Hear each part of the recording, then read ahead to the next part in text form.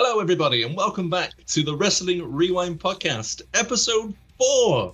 I'm your host, Jamie Griffiths, and as ever, I'm joined today by the two friends I brought along for this ride. To my left, we have the lethal weapon, Damien Hokovic. Damien, how the devil are you? Doing good, man. How's it going with you? Very, very good. Thank you very much. You've had a birthday since our last recording. Happy birthday. Thanks, dude. Did you get anything nice? Anything to go along with the pillow? You go. No, I was disappointed. No? Don't want to talk about it, buddy. Don't talk about it. No, fair enough.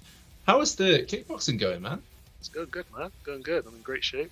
And you're in a competition this month, if I'm right. Oh, sorry, next month. End of February, I'm going to enter a competition, yeah. Nice. Well, good luck to you. Cheers, buddy. We'll be thinking of you. Oh, thanks, man. And to my right, it's the man of many titles. Oh, no. Oh, no. God. He is known as the Tope Suicida Time Forgot.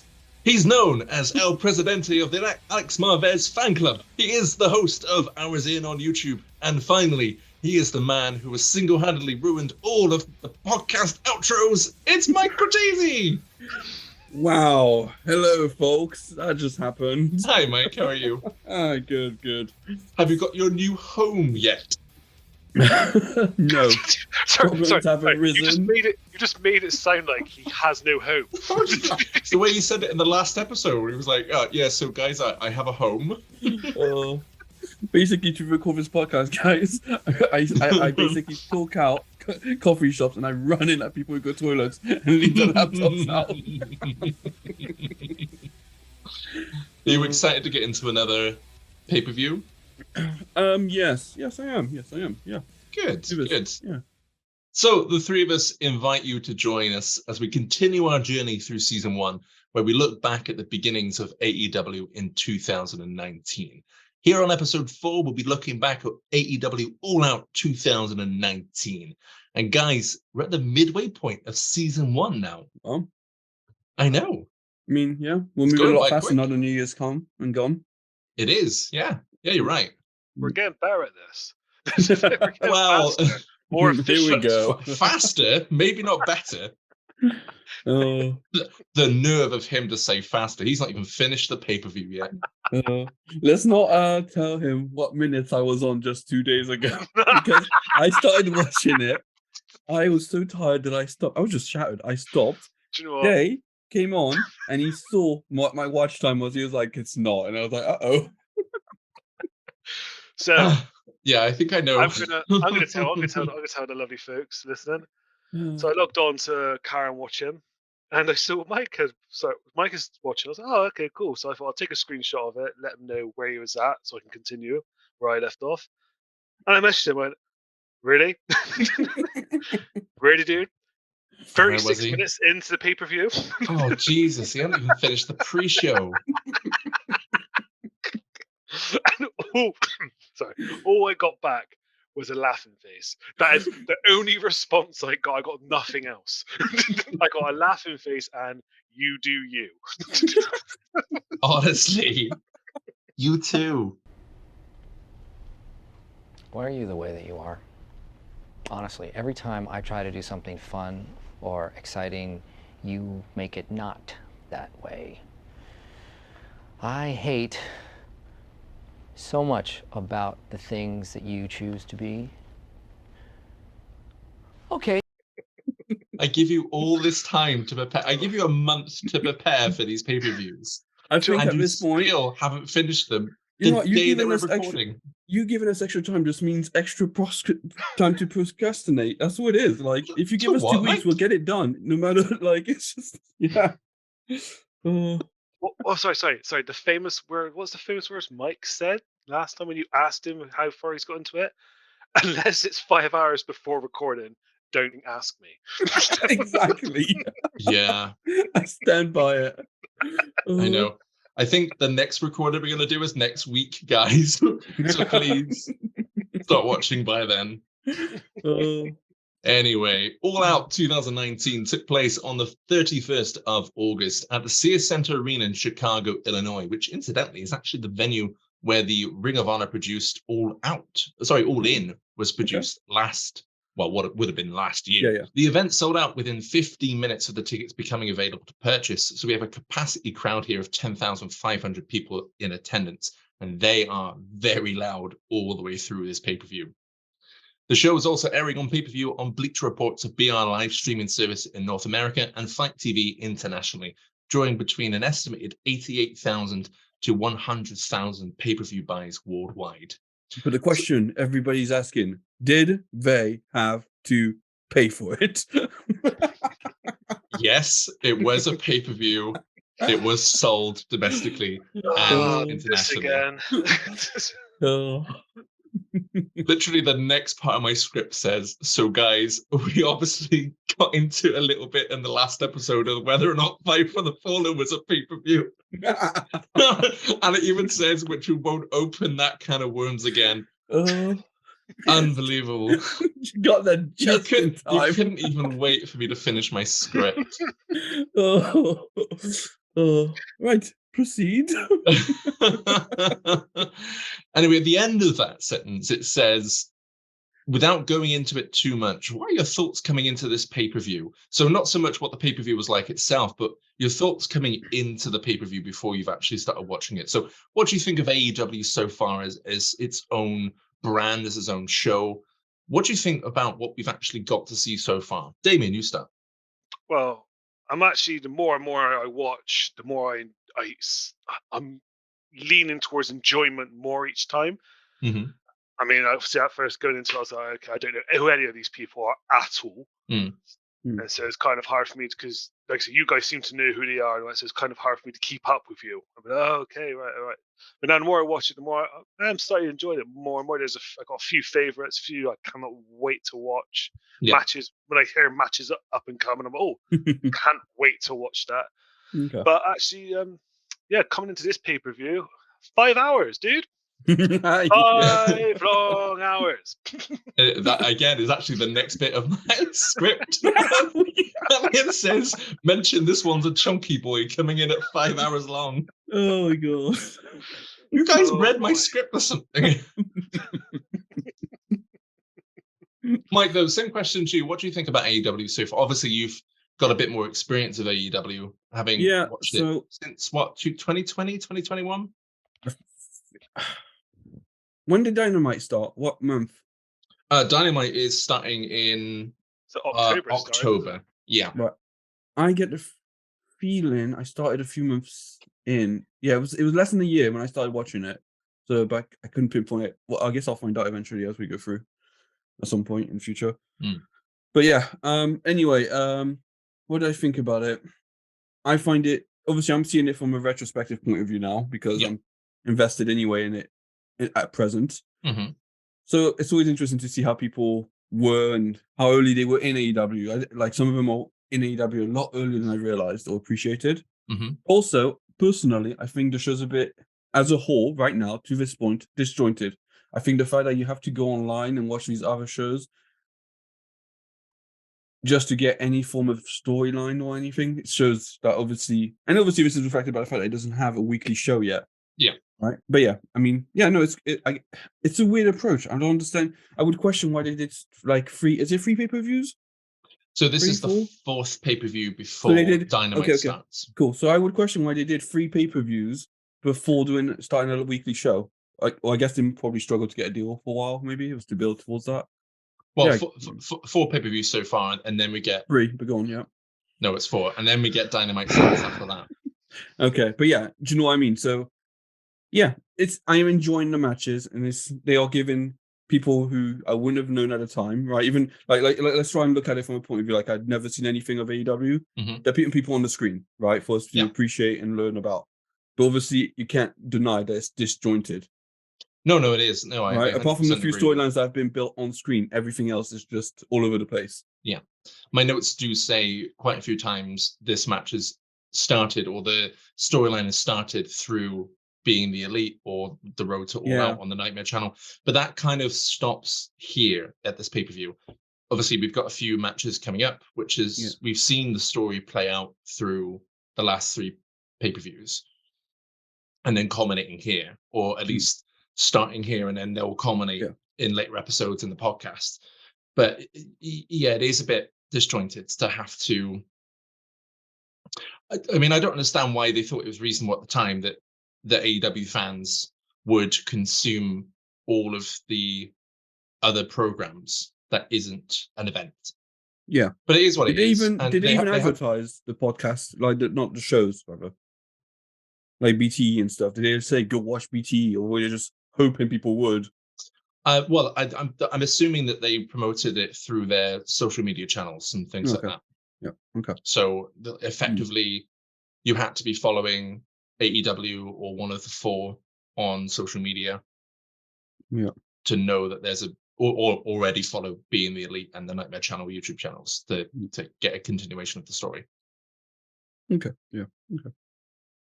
But with that all being said, it's time for All Out 2019. On August 31st, we return to where it all began. Pac versus Kenny Omega. Hangman versus Jericho. Who will be the first to raise the AEW World Championship? So we get that short and sweet opening video package to kick off the pay-per-view before we're joined on commentary by Excalibur and the returning professional Mike Cortese lookalike Golden Boy. You know it's coming. As soon as I saw him on screen, I was like, oh God. Gentlemen, we're now in the post-Marvez era here in AEW. What are your thoughts on the commentary team tonight before we go into the first match? I'm sad. Marvez isn't around. He did bring endless entertainment. We have to give him that, right?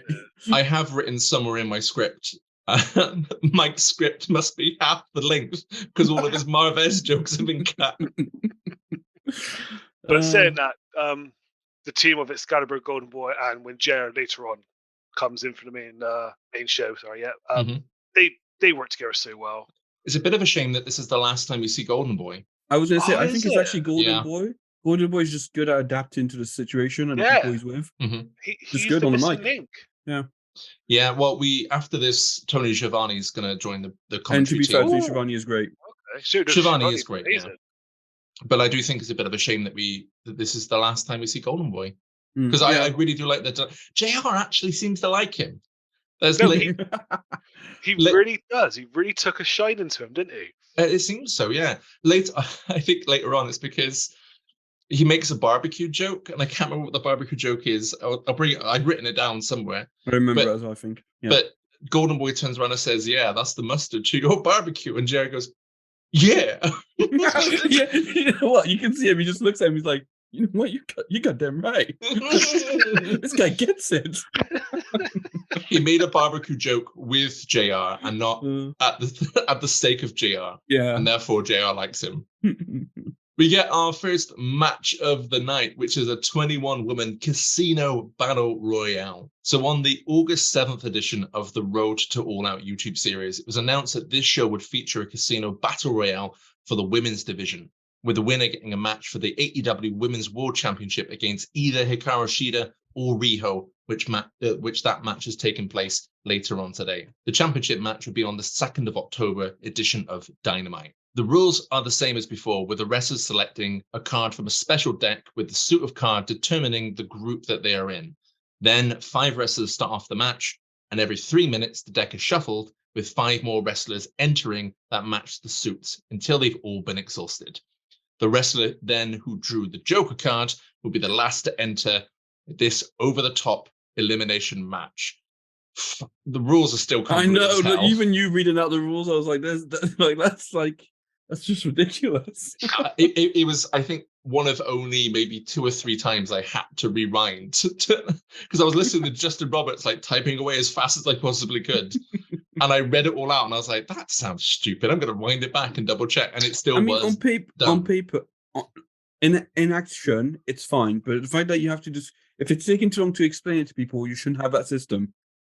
No, just do a Royal Rumble match, or just any other battle royale match that has an over-the-top elimination stipulation to it. Or just simplify it to, I don't know, number 1 to 30, and it just randomly got a number. There you go, sort it. I mean, that is literally the Royal Rumble. Yeah, I know. That's the joke. Oh, right, okay.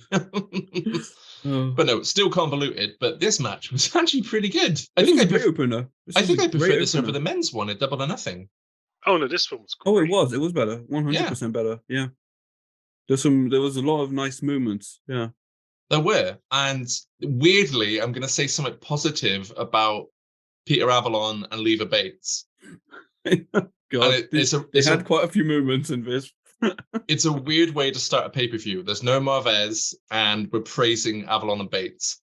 The spot where Leva Bates gets knocked over the top rope, and Peter Avalon really, really quickly puts books down for her to stand on top of, so she didn't touch the floor. Yeah. That was brilliant. What's going on? Oh, this is triple drop kick by the 3 remaining competitors. No. Priscilla Kelly goes underneath Fabio Paci. Gets rolled through. I know we understand that the rules of this matchup, by the way, is that both feet need to touch the floor, but this is taking it a little too far, Excalibur. Yeah, Peter Avalon putting some books underneath the feet of Leva Bates as Priscilla Kelly and Fabio Paci. Oh, look at that STO by Priscilla Kelly. And we have Shalandra Royale laying in some... I love it. Also, just before that, Leva Bates has another moment when Nyla throws her over the rope, and she's like hanging from her feet. I don't know if you remember, right? She's upside down. Her feet is just under the bottom rope. It's holding her up. Yeah.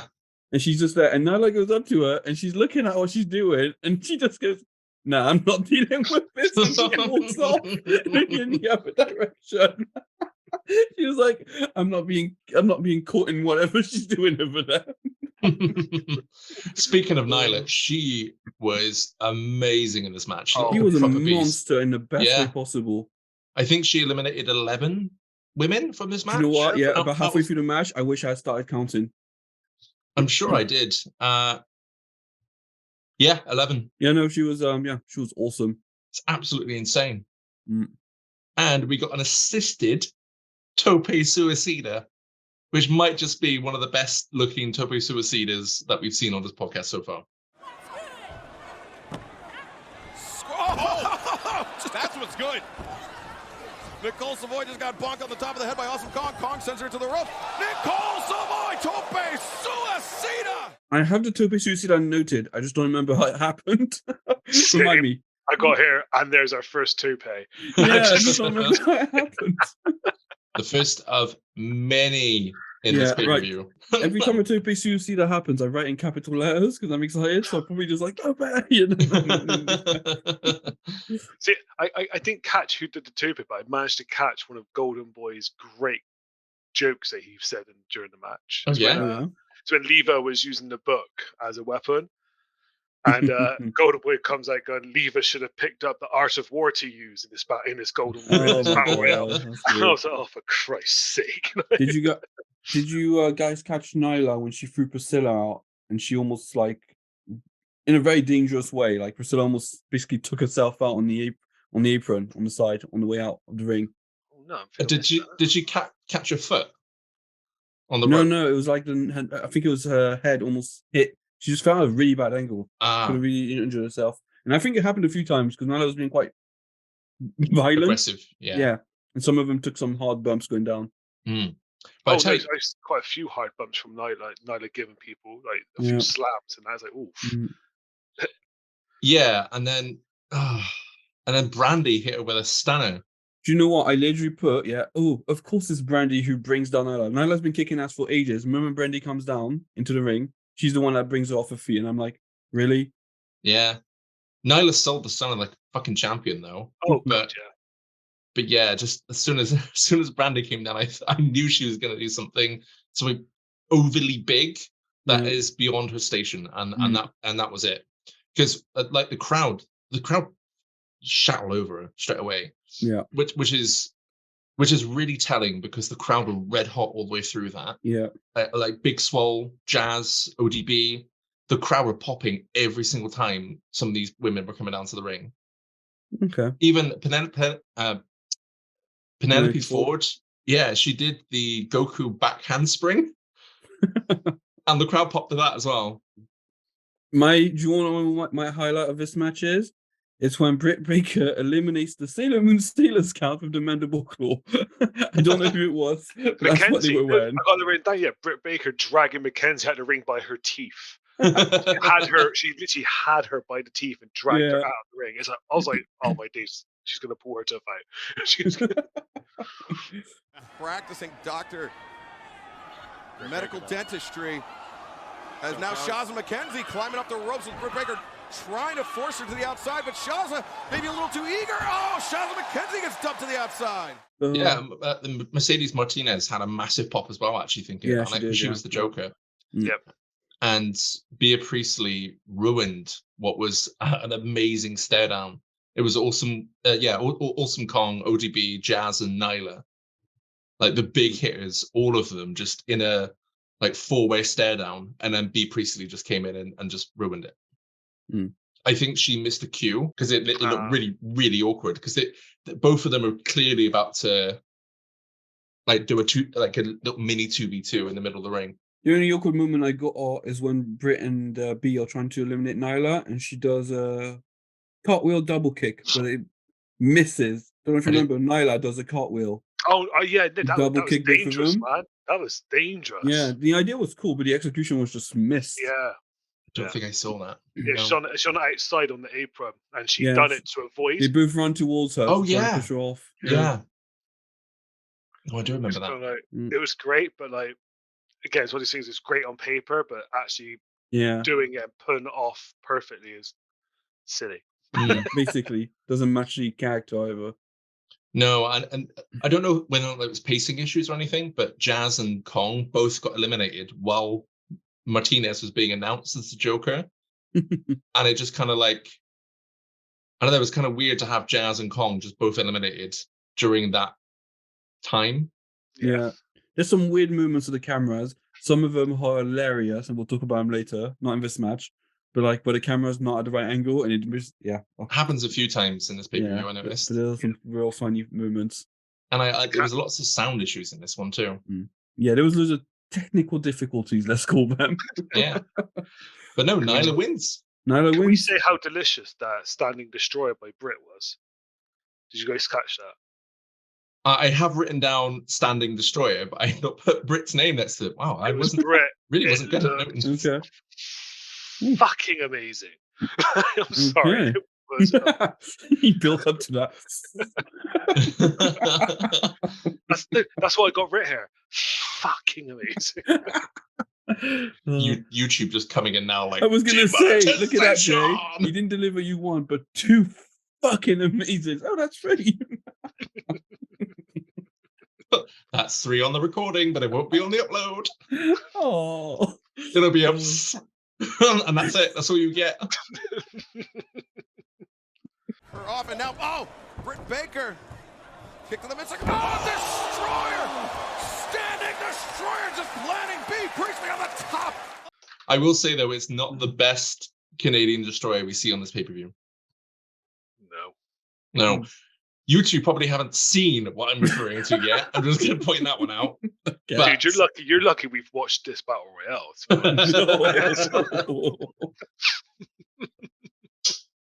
But no, Nyla wins. She advances to the October 2nd episode of Dynamite, which hasn't actually got a name yet. It's the premiere episode, isn't it? It's the very first episode of Dynamite, isn't it? Well, they've got the 8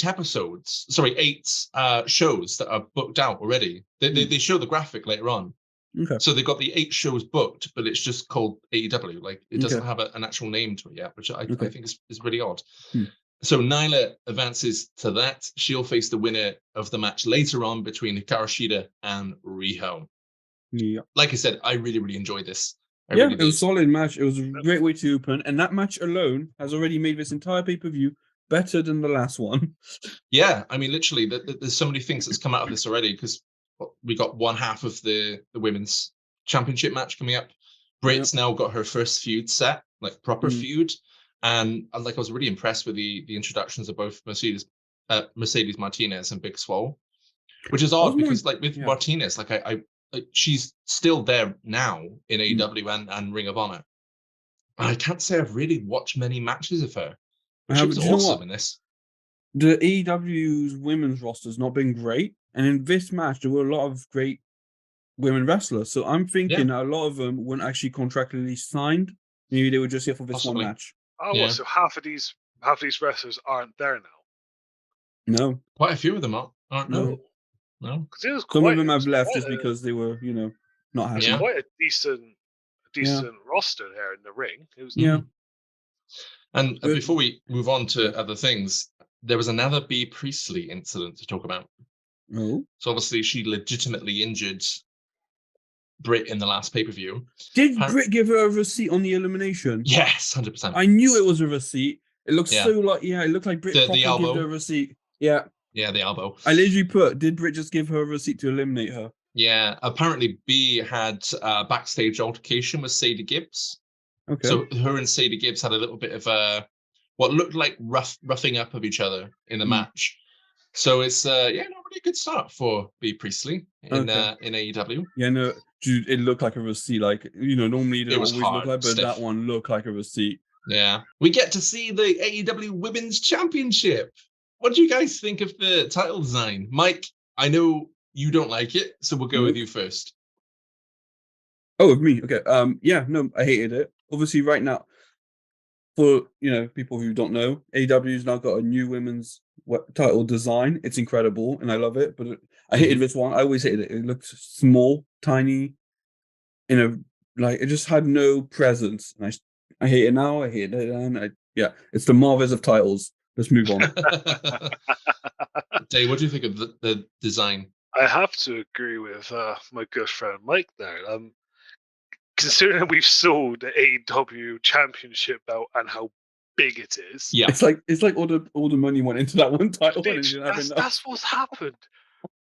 I think what's happened is they've funded for the world title to be made. Yeah, check all the money we can, make it as big as you can, manly as you possibly can, fill it with testosterone. Excuse me, sir, we need a women's championship. What's in my pocket? Here, take this. that feels like what's happened. The fact that the leftover gold that got they've taken had off the belt. They used the leftover gold that fell on the floor. It's like they took one of Cody's weighted belts and just put some metal on it. You know what I mean? It's what is it? It's tiny. It is. They do introduce a slightly bigger version of this belt, but it's still too small. Yeah. And you're right. Literally after this, we get a video package hyping up the main event, basically. And in that main event, you see the belt, the men's belt, and it's shown all the way through it. And it's like the director of the show was like, let's just fucking shit all over this belt and show a better design belt. Okay, I'm sorry. The men's belt nearly snapped Jack Whitehall's arm once he was holding it. Yeah. So if you think it looks small now, like Nyla will be champion, not on this podcast, but she will be champion at some point, and she holds that belt. It's ridiculous. And it looks ridiculous on her. Yeah. And I will say, though, at this point, they actually mentioned that Brandy had a hand in the design.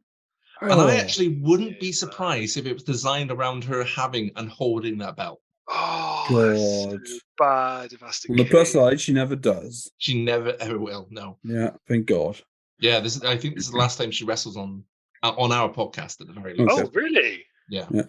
Thank you for that. No, I will say, you mentioned the promo. That promo, for Jericho vs. Hangman was awesome. It was really, really good, wasn't it? I was pumped for the main event just now. Built it. Did it? Yeah, it got you ready for it. Yeah, but basically. Do you think he felt? When he ripped his stitches out? Yeah. Do you think that? Immediate regret in his face. Right? And he was talking. He's like, "You think I'm not ready? I'm bored." I was ready for this. He pulls it out and he goes to say something else, and he looks down and he's like, "Oh!" It was almost like, "Oh dear, like immediate regret. I hyped myself up too much. What have I done?" Dear. Yeah. He's like, I blacked out. What happened? I don't want the bruise to fade. I don't want the cut to close. I want to pull the stitches out of my eye because I want it to bleed. It's like Zoolander. It's like, where am I? We get to match number 2, which is, I guess, the main event of the pre-show. It's Private Parties, Isaiah Cassidy and Mark Quinn versus Angelico and Jack Evans. Hybrid 2. Hybrid 2, yes. So this 24 ounces of cranberry vodka. Is that what they call Private Party? That's what they were calling it. What is it coming out? Was it really? Excaliburs and yet 24 ounces of cranberry vodka? Really? Yeah, Oh. their weight. That's their weight. Yeah. Oh, right. Oh, right. I like that. I actually like They that. actually do. Private Party do actually have alcohol themed named wrestling moves. So their main finisher move is called gin and juice. Gin and juice. Yeah. I thought that was brilliant. Yeah. You know, But I this actually one- had to go back and listen because I was like, "Is that what it just said?" But this one was announced on the road to All Out, and both teams come into this pay-per-view without a win to their names.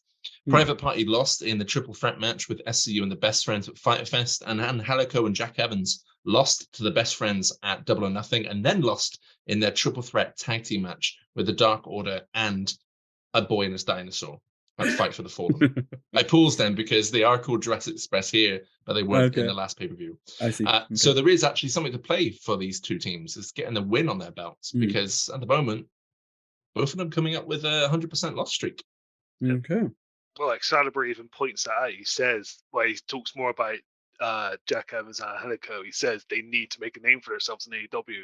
They've been in matches, but they've actually not made a name for themselves. They've not won anything yet. They need to get moving, pretty much. Yeah, it's becoming quite clear already at the moment that wins and losses are going to mean something very early on in AEW. Yes, because they'd like to mention. Does it actually become important? It does for good. It's only more recently, and even I would say within the last 6 months only, that has become less important. Yeah. Okay.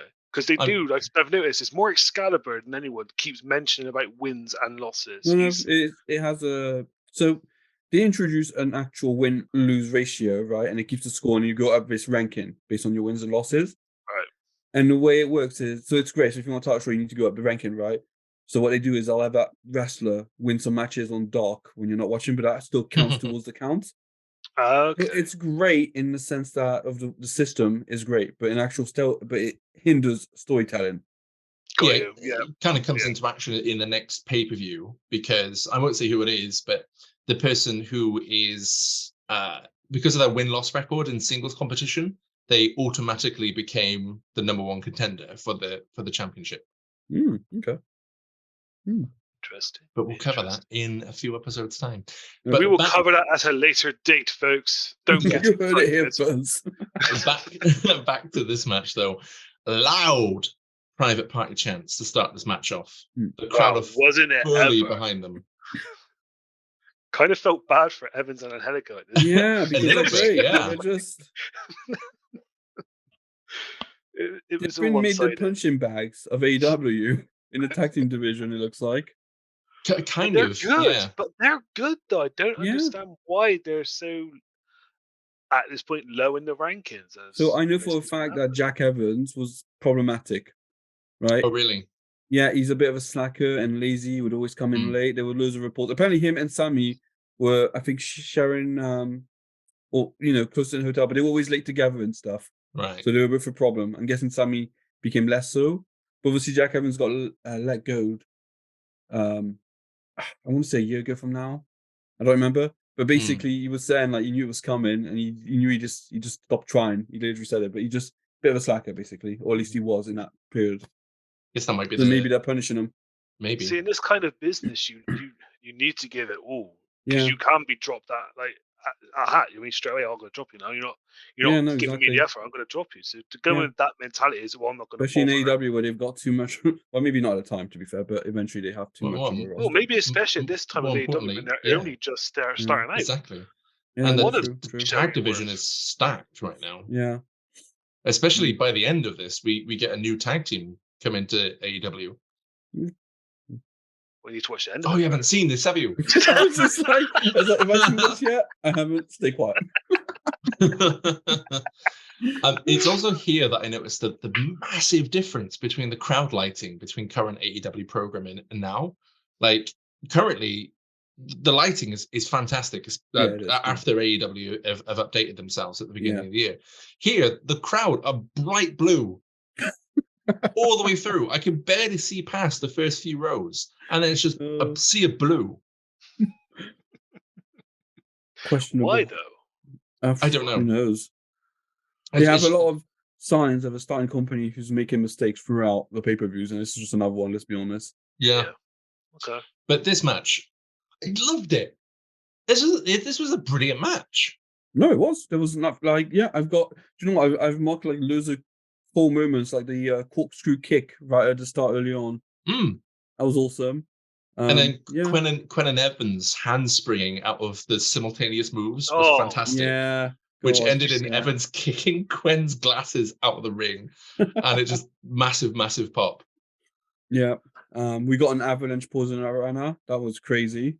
Yeah. What's it I got here? Oh, I noted down this one. Go on. Cassidy got thrown out of the ring, but then as he got thrown out, he caught Angelico with Hawk Runner. Oh, Yeah. What the hell? You've just been thrown out of the ring, but I'm being thrown out right now, guys. But hey, fuck you. You know what I mean? so It was amazing. something happened in this match. I don't sure which commentator it was.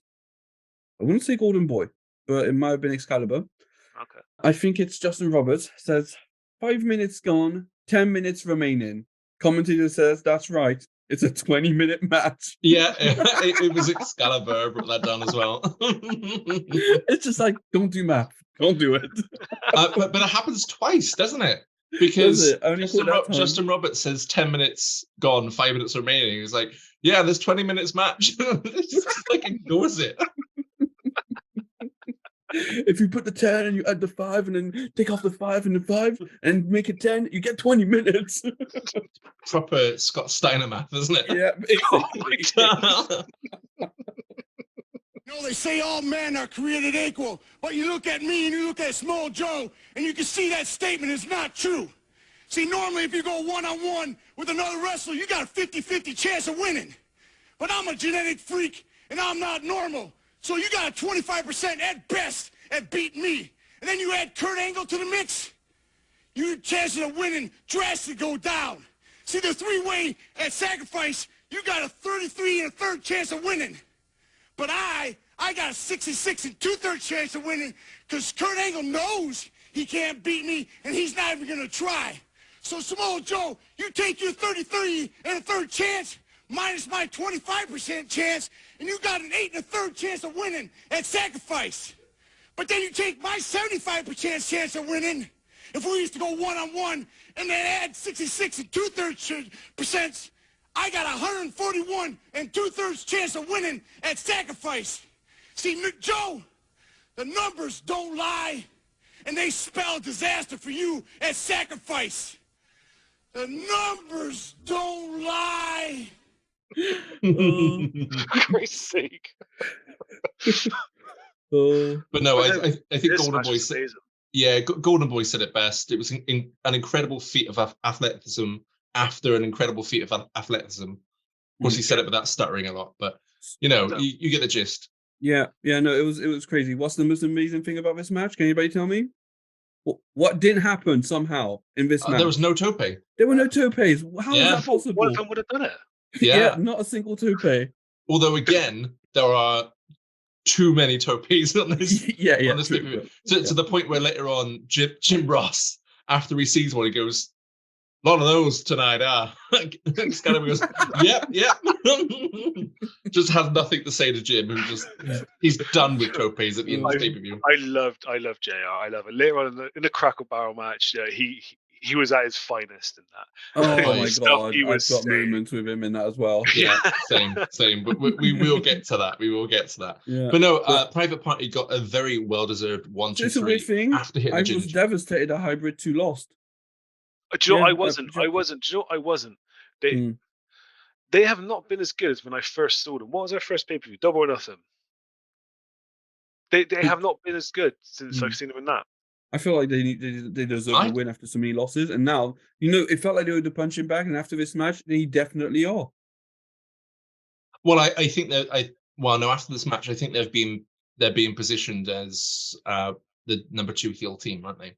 Because they go heel straight away after this match. Yeah, of course, yeah. And I think that's a good position for them to be in, is turn heel. They very easily have the talent to be the number 2 heel team in the tag division right now.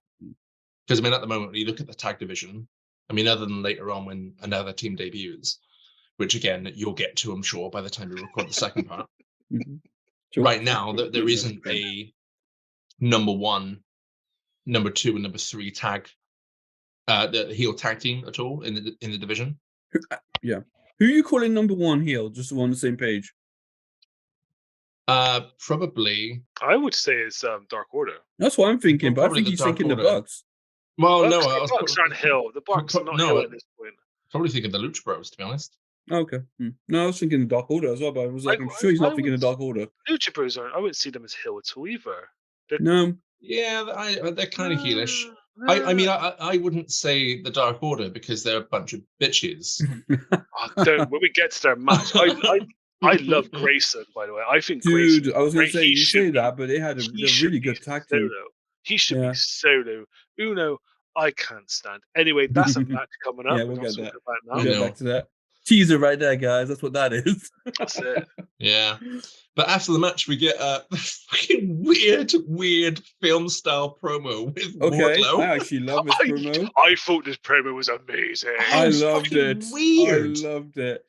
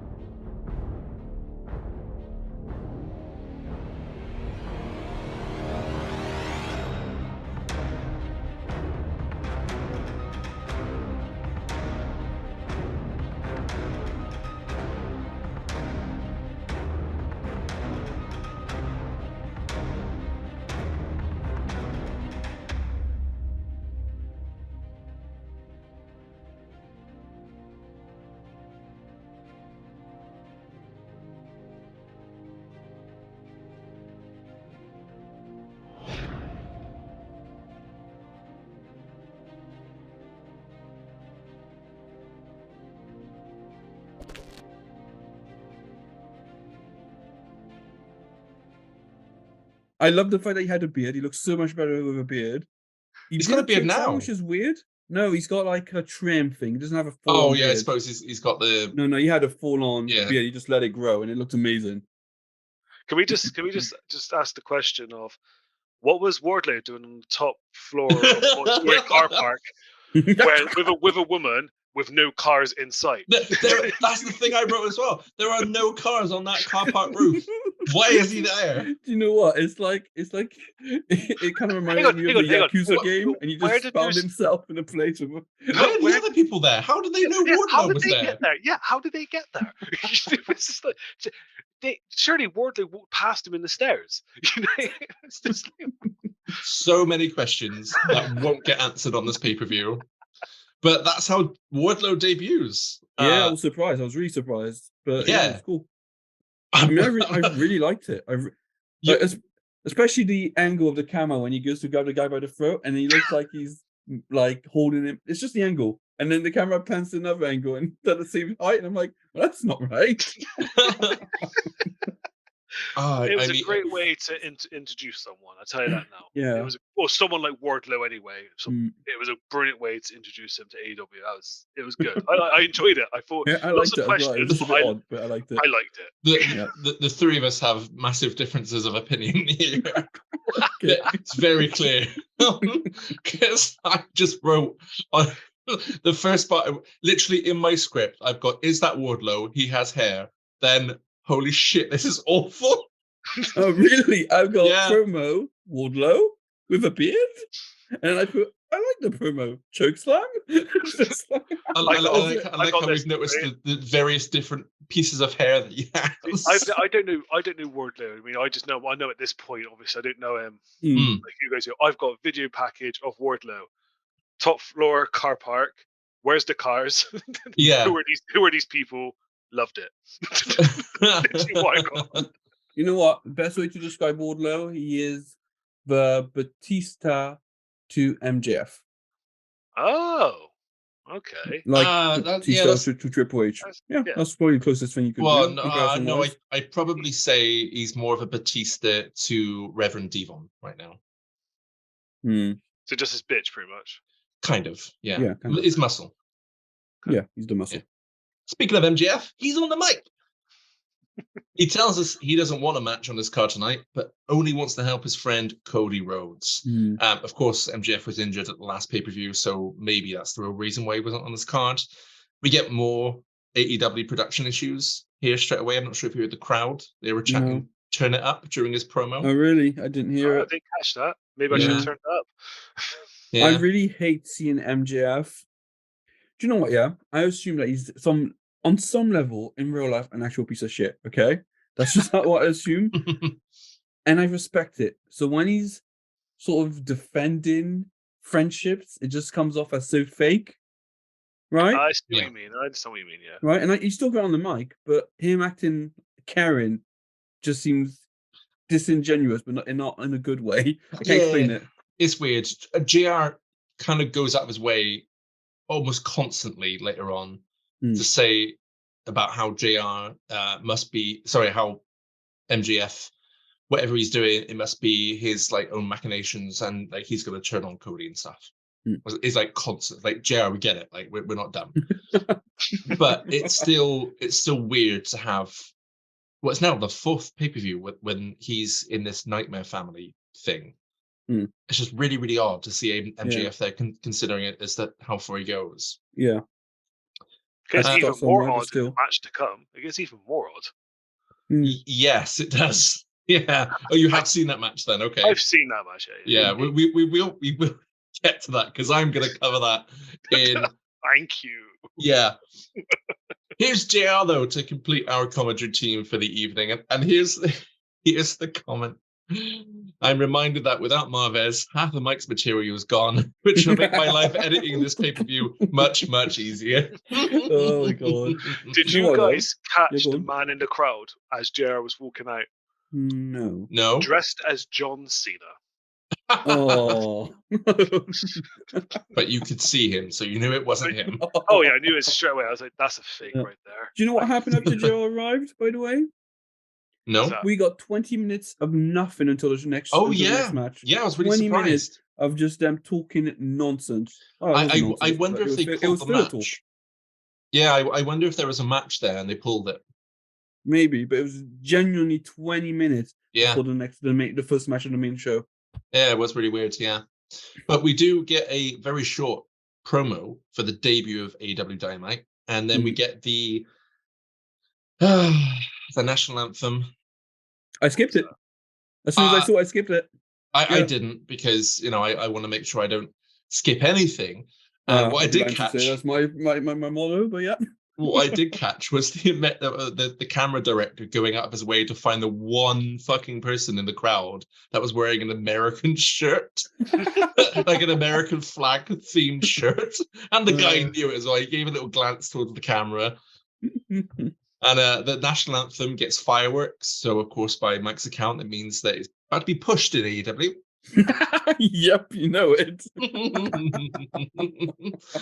Oh, it's all go, though. We get the all-out video package, and fucking yes! Inject that into my veins. That was a fucking promo.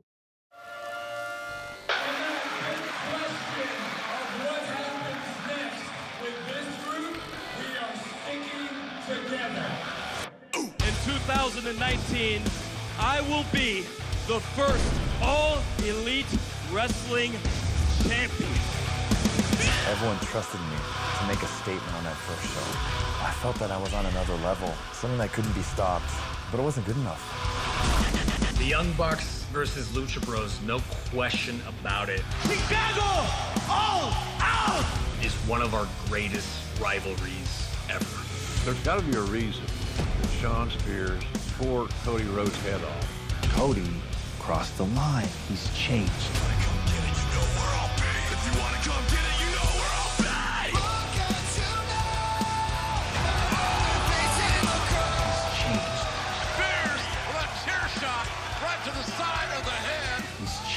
I know what makes the Rhodes family tick. That blood that I saw pulling out of the back of his head may as well have been a mirror into your future.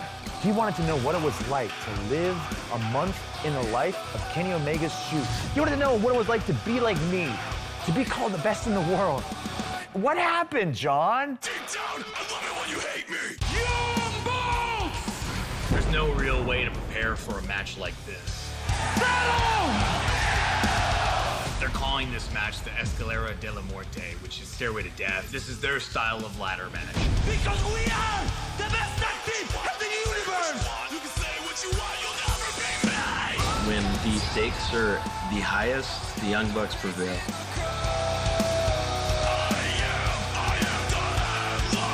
Somebody's going to be crowned the new AEW World Champion. We knew he was going to be here. Shoot us a fact. Just give me a thank you, AEW. Thank you for making me feel for the first time in months that I truly had to fight. Thank you for making me feel alive. I am going to prove that the Hangman is nothing more than a little bitch. The only thing that stands between me and being the first All Elite Wrestling World Champion is a little bit of blood. There is not a damn thing I would not do to make sure that on September the 1st, when I look in the mirror, I see the champion.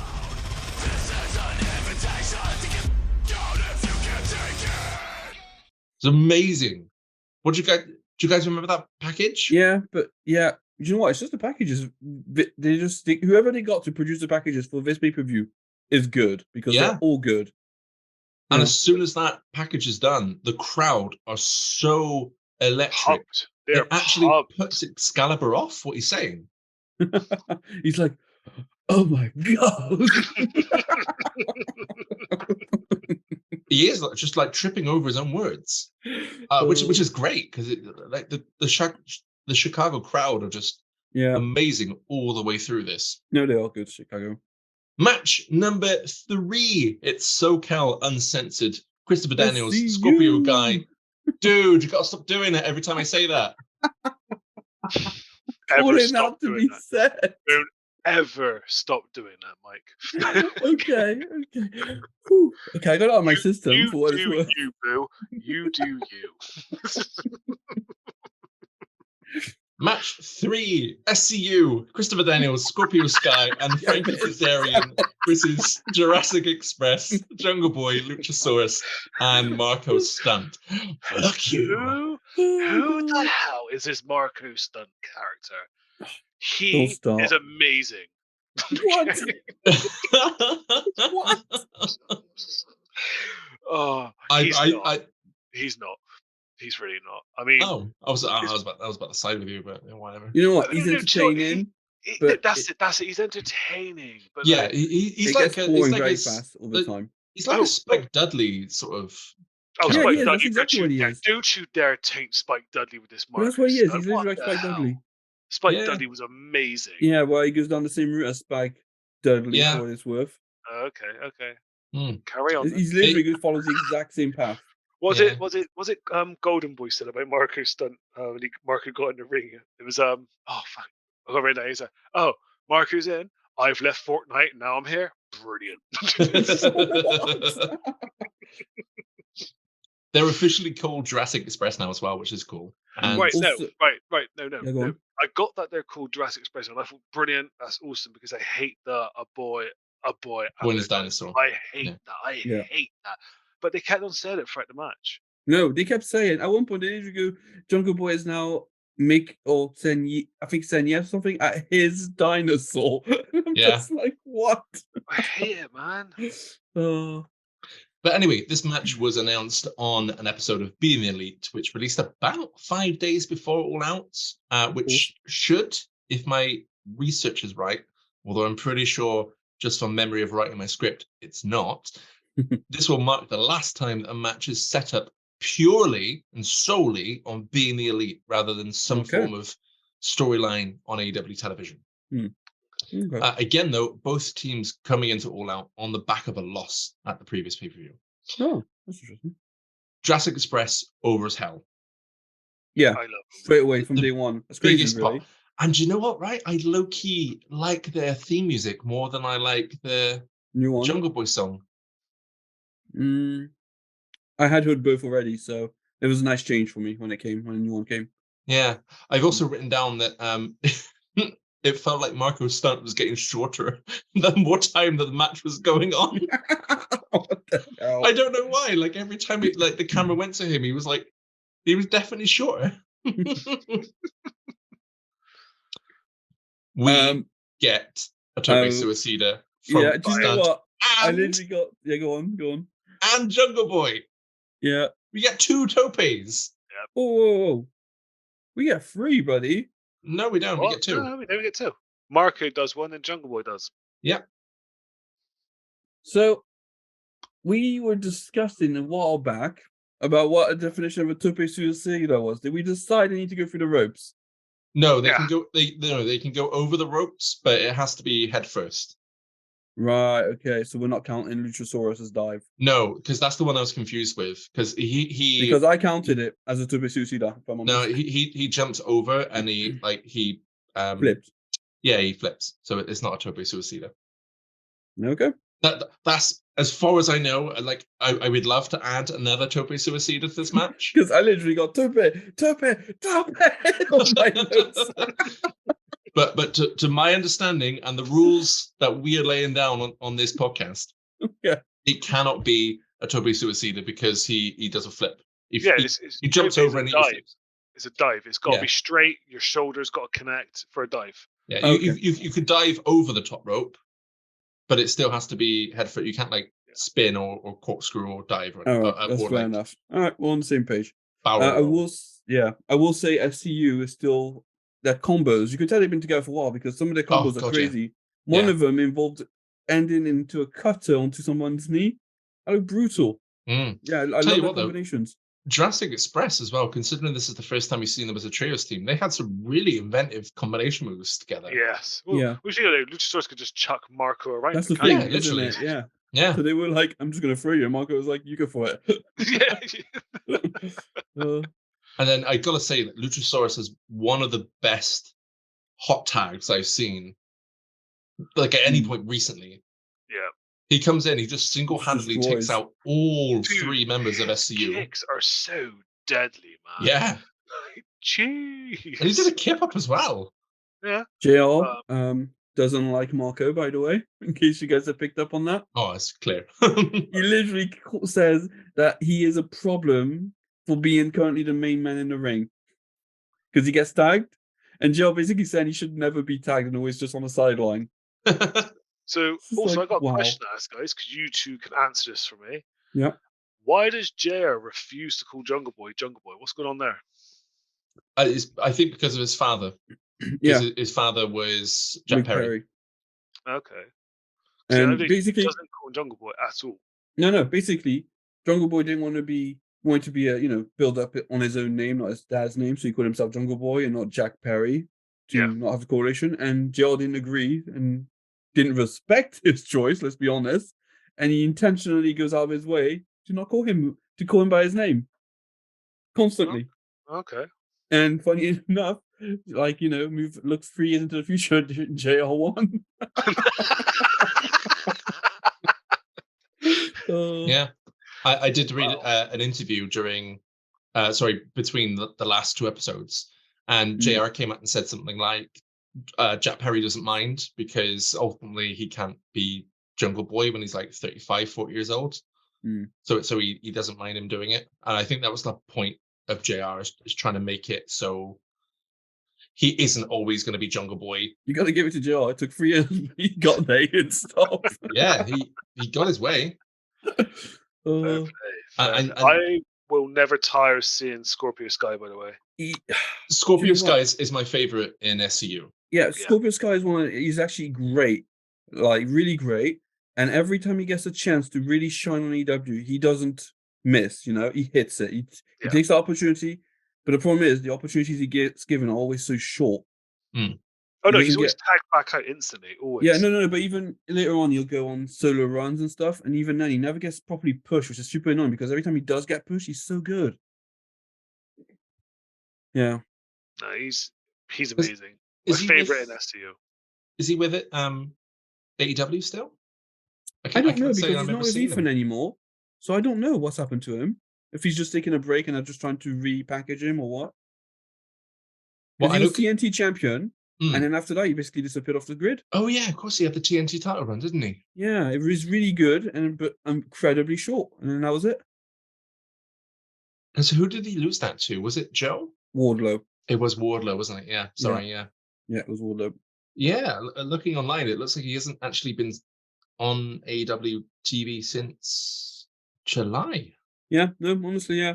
The problem is he won it at a time we knew he wasn't going to keep it because Wardlow had been built up to win it. So he was always going to be a stepping stone, which was always going to be a problematic position to be in. Yeah, but they gave him his own custom title, didn't they? I know, he looked amazing. It Yeah. looked amazing. It was actually probably the best the TNT title. Yeah, looked. Day. You won't see this for quite some time anyway, but basically he got a title that was made purple and gold, like custom colors for him. Yeah. Ooh. Yeah. I'll have to Google this in a minute, have a look at it. Yeah, but yeah, it looked great. Going back to the end of the match, though, SCU hitting the best melter ever on both Jungle Boy and Stunt at the same time to pick up the win. Yep. They're looking maybe for the BME. Oh no. Oh, Oh, no. no. Are you kidding? Daniel's best melter ever. Kazarian clears out Jungle Boy. 1, 2, 3, and that is it. Academic from there. SCU with a tremendous victory. Stunt looked legitimately injured after that as well. I'm not surprised, man. Look at the size of him. Yeah. I mean, Was it these Jared men are Goodman? like... Yeah, Jared's like, God. his weight's unknown. Marcus Stunt's weight is unknown. We dropped a feather next to him and a feather fell first. But no, I thought the match was great. It was No, a it was really, good. really strong way to kick off the main card. Definitely, Yeah. no, definitely. I know lately we've been saying, oh, this match shouldn't have opened, blah, blah, blah, in the last few pay-per-views. This Yeah. match, I'm No, glad but- it opened. Yeah, 100%. I haven't Amazing. finished the pay-per-view, but every single match has been great. No, Like, it this was just really another great has. match. Yeah. Yeah. Quite surprised to see Jurassic Express lose here, though. And like they're clearly over with the crowd massively, but they haven't Yeah. actually got a win yet. Maybe I think there's because I something know in how the some of the pipeline. things play out, it makes sense to me, and I didn't even question it for a second. Because I don't think it was so much about Jurassic Express losing as it was about SCU winning. So I think that's my... Oh yeah, yeah. my- Actually, I know what you mean now. Oh well, I guess we can. Yeah, I was just thinking, we there's can no say reason not to tell him. because they're not the first, are they? Yeah. Yeah. No, so I think they are the first. are they? Yeah, I think they're the first, yeah. Oh well, So- if they're the first, then no. Two we of them, won't say. obviously. I'm not sure which two. I can't remember which two. But SCU, I'm pretty sure they are the first... Wait. You No, checking? don't tell him Oh, okay. because he'll Alright. he'll learn. Okay, you'll learn. Yeah, I will Sorry, learn. bud. You're going to have to just wait on that one. yeah. Sorry, man. I think you are right. Yeah. And I know And I assume this is what's happening right now. It's leading to that. possibly, yeah. And I do know which one because I don't think they've got. Yeah, I don't think I can't even say what I want to say without spoiling it. Okay, let's just move on. Yeah, we'll move on. We'll see. SCU1, folks. Yeah, SCU1. What we're talking about will happen in a few episodes' time in the podcast. Oh, does it? I didn't realize it was so soon. Okay, Yeah. fair enough. Then I'll leave it. I thought he wasn't going to be able to see it anytime soon, so I was just going to... Okay. No, Fair I you see, I thought what they did happens later on, but it's Okay. not. Okay. Before we move on, though, Hmm. the trios division is definitely getting pushed really early on, isn't it? Oh my god, yeah. From day one, I think. I would say Yeah. almost. Yeah. Well, there's been a trios match in every pay-per-view so far. Yeah. I mean... Yeah, I'm amazed that the trios titles have only just been introduced. I'm Well, amazed at remember- how well trio tag works. Yeah, it does. Yeah, but I read an interview, and this was like, I think it was like 9 months ago, where Tony Khan basically said the trio styles had been already been made like a year before that. So I mean, trio styles had been made ages and ages ago, and they just didn't release it for some reason. Mhm. Wonder if COVID played a part of that. Oh yeah, no, I thought about that. Maybe they thought to because if it was Yeah, 9 months ago and go it was back. a year before, then Yeah, that would have been right near the pandemic. So Yeah, it maybe would be. yeah, maybe maybe they- it was. yeah, maybe they just didn't want to introduce a title around that time. Yeah. I suppose the TBS title was introduced. I not can't remember long when the after that. TBS title came, and also I feel like the TBS title was introduced because of the new channel, obviously, and the whole thing. And I think that was more of a situational circumstance that they had to react to it. Well, actually, no, I am wrong. Hmm. October the 6th, 2021. Okay. But all round good match, though, man. Really, really good match. Yeah, no, it was You're right. solid, wasn't it? All round good match. Really good way to start off the pay-per-view. Match number 4. Oh boy, it's Pac versus Kenny Omega. So between this match and the Lucha Bros versus the Bucks, I wasn't sure which one I was looking forward to more. I think this one probably a bit more than the Bucks and the Luchas match, because I've seen the cage match that they have at All Out 2001. So I think seeing Pac versus Omega one-on-one for the first time, I'm pretty sure it's the first time I've seen them one-on-one. It would be, I think, yeah. So yeah, I was looking forward to this. They faced off a few times. I mean, I'm pretty sure there's another one-on-one, and obviously there's the triple threat while Kenny's champion, which was incredible as well. But is that with Orange Cassidy? Is with Orange Cassidy. You haven't seen that one, have you? I have. You have? Have you? I have seen that match, yeah. Oh, I didn't think you had. Okay, I've gone back and seen very specific matches, and that was. Oh, have you? What did you think of it? Loved it. Yeah, it was incredible. Yeah, it was incredible. But yeah, anyway, well, that's not relevant right now. It's one of my favorite matches of all time in AEW. You just said let's move on. Yeah, sorry. Yeah. So a little bit of background to this match and how we got here, if you haven't watched our last few episodes. This match was originally scheduled to be Kenny Omega versus Jon Moxley, with the latter debuting at Double or Nothing, attacking Omega to close out the show. Omega would get his revenge at the end of Fyter Fest by attacking Moxley at the end of his unsanctioned match with Joey Janela, resulting in this match finally being booked for All Out. However, unfortunately, Jon Moxley is injured. He's got a staph infection in his elbow, and as a result, he is out. He does come back, though, pretty quickly. He'll be back by Dynamite, but it just meant he couldn't be in this match at all. And that kind of left Omega without a match. But because AEW managed to resolve their issues with Dragon Gate, which is the promotion that Pac was also affiliated with, he took Moxie's place and is finally able to make his AEW debut. Nice. And there's no video package for this at all. We're just jumping straight into Kenny's introduction. Yeah. And oh my God, did you catch what he was wearing? His jacket, man. His jacket. Oh my days. Yeah, did you not see it, Mike? No, I must have been focused on something else. What was the jacket? It was like a black jacket, but it was inspired by Sephiroth, and it had one wing on it. I noticed the one wing. I didn't notice the front of the jacket. I noticed the wing on it. Yeah. Yeah, but only because actually a lot of his gear for pay-per-views always has that one wing, so I'm always looking for it. Yeah, it just looked awesome. And I gotta say as well, I really fucking love Kenny Omega's intro music. What, the old one? Has he changed it since? I don't think he's changed it a bit, yeah. So I like the video to it, him just like walking around like this. Yeah, I love that as well. Yeah, it's so simple. Yeah. But guys, what did you think of the match? I love this match. I will always say that about any Kenny Omega match. I love this match because I love Kenny. But I will say, man, this is the first time I'm seeing Pac. I know he was in WWE for a while. Yeah. He was Neville, I believe his name was, but I never actually seen him wrestle there. Oh, okay. Oh, right. Yeah, no, I never seen him. Funny enough. So yeah. I would say this was a match of anything you do, I do better. They seem to be on par with each other completely. It was literally, you're gonna flip off the rope. Hey, guess what? I'm gonna flip off the rope. They're very they're very similar, and they work really, really well. It's funny you mentioned that because Pac, we mentioned in the last pay-per-view our top 3 wrestlers of all time. Pac's actually my top 5. Oh, yeah. Okay. But he was just fantastic. We got Tope Suicida by Kenny. Yeah, we got the Tope Suicida. Yeah, I literally put Topega on my notes. But yeah, they do have a very similar repertoire, and there were a crazy amount of suplexes, like German belly to belly snap. Yeah. I mean, this match it was odd. It had a crescendo sort of thing. It was like it started really slowly and it started building at pace, and then finally it just exploded at the very end, which was a brilliant storytelling throughout the match. I genuinely thought Pac shattered like his shins. Oh, his shins when he did that moonsault into the barricade. I was man. Oh man, is he okay? Is he actually okay? I swear you hear him go as well. Oh my God! So before that, something ridiculous happened with the Katoro Crusher from Kenny. How Pac basically he spiked Pac's head, and Pac basically his head hit, and he flipped back onto his feet. It was ridiculous.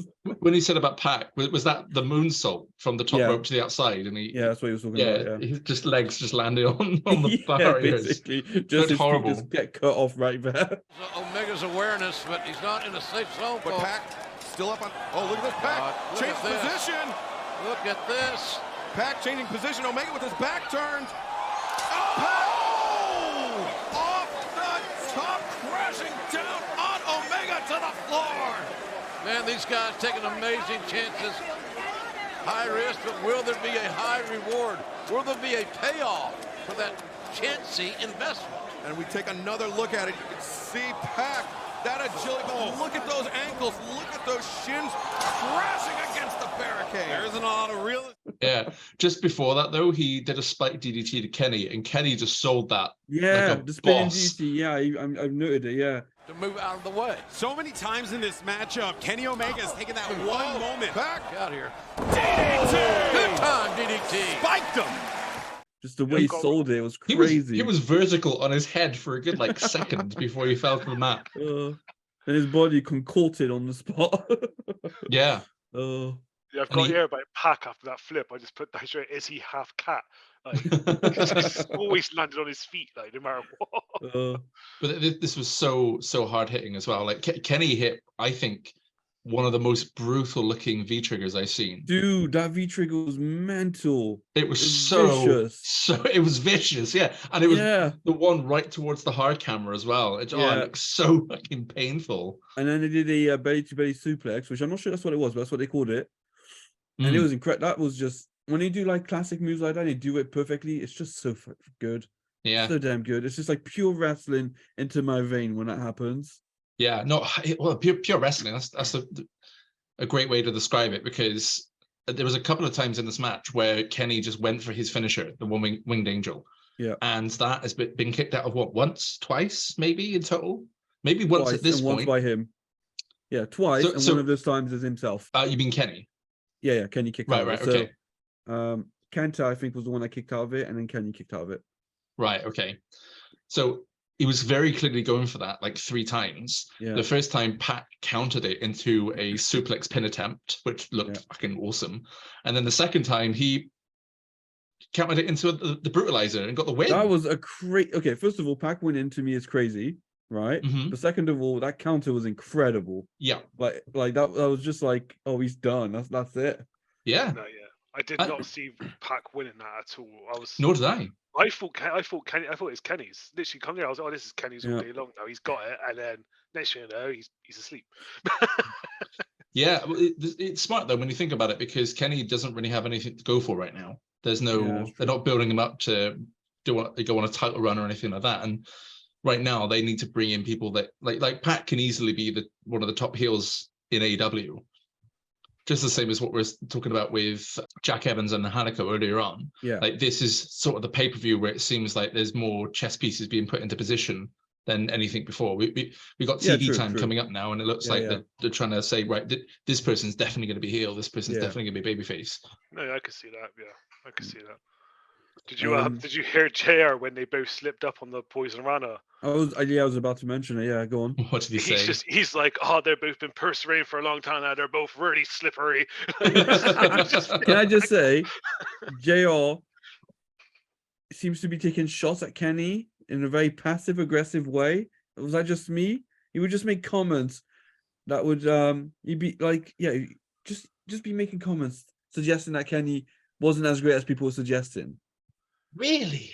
Yeah, that's what I got from it. I caught him talking about how he is he is known as the best in the world. Yeah, but that's the whole point. He was saying people call him this and that and so forth, but I don't. It's literally at one point what he says. Maybe he was trying to make it so Pac winning was more of a, ease the audience into it. Maybe that's what he was trying to do. I'm not sure, but honestly, it was mostly at the start of the match. Maybe as well as the counterpoint is because at the end of the match they kept talking about how Kenny may have still had his mind on John Moxley and therefore wasn't really into the match with Pac. That was mentioned quite a few times throughout as well, not just the end. It was constant being said that Kenny's mind's elsewhere. Yeah, and then JR does actually say at the end he doesn't think that Kenny's found his wrestling heart yet. Okay. So maybe that's what they're building into. Right, I'm just wondering, because I've got a genuine. I genuinely wonder if JR at the time may not have liked the EVPs because he also seems to take shots at the Bucks as well during that match. Just little like, nitpicking things that he doesn't do to anyone else. Maybe he's just got his favorites. Yeah, well, he probably does. Maybe. But it's very biased, is what I'm thinking. Yeah, I mean, again, to me, because of what was said at the end and what you've just said there, it kind of makes more sense to me that maybe he's more referring to he hasn't seen the best in the world. Yeah. And it's more a case of making that clear to the audience who probably hasn't seen Kenny Omega as well. That's true, but at the same time, JR does like to bitch. So that's what I'm thinking. Thing is, when you're as experienced as JR and you've seen the people you've seen, you have a right to be that way, I reckon. I feel as that's well. true. I mean, to be fair to JR, he does come around. Like Orange Cassidy, he hated him when he first arrived. He was like, I don't understand what you guys are pushing him. And now he's literally, when he talks about him, he's like, he's good.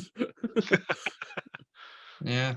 But like I said, maybe it's a bit of that. Maybe as well, it's more of like them trying to keep the fires burning for Omega versus Moxley.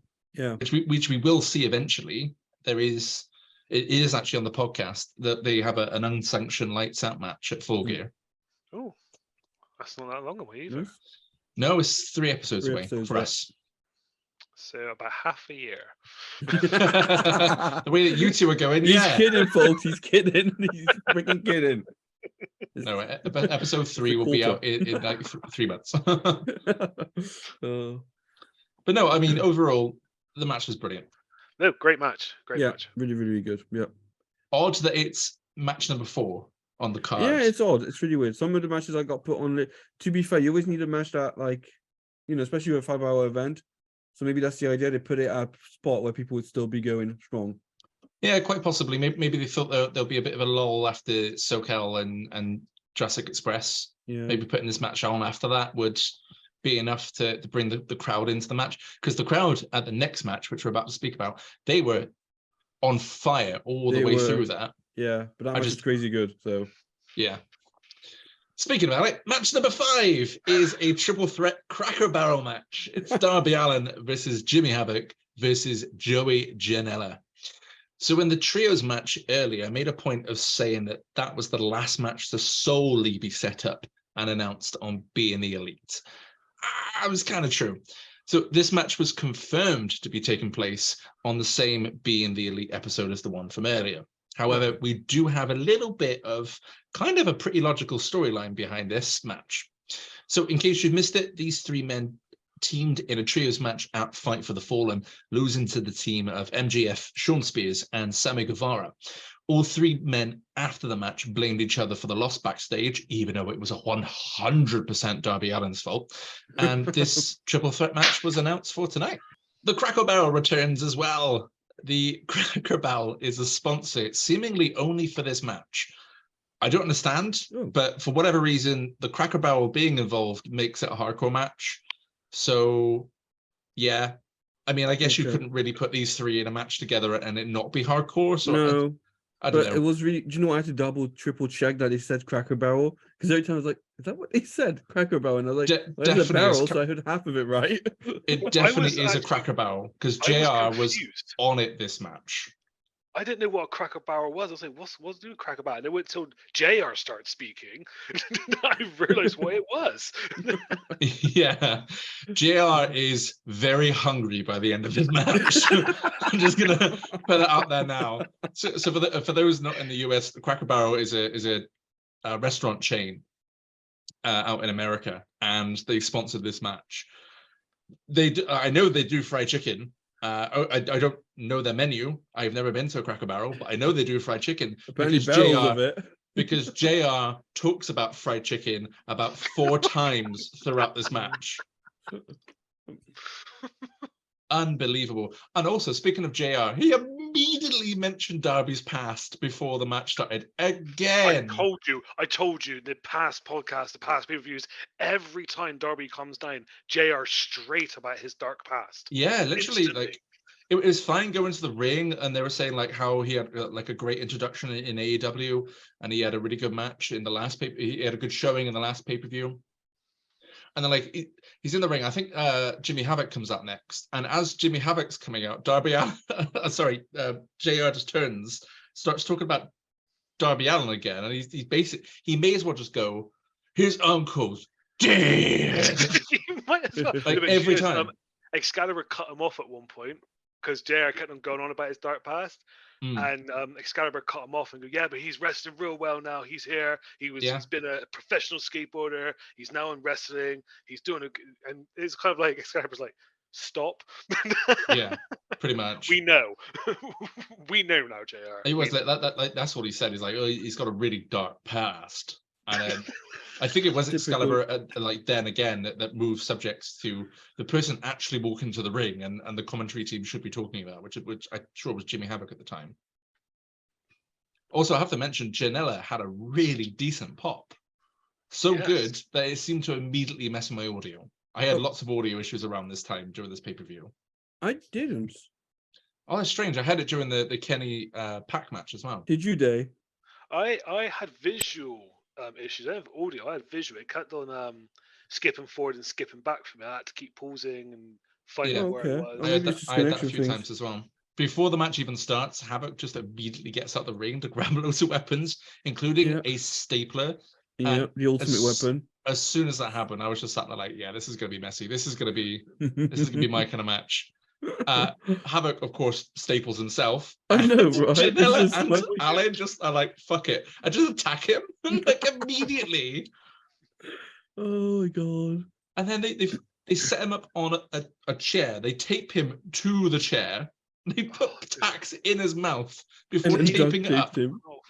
Oh my god. And then there's a tope suicida by Darby on Janela.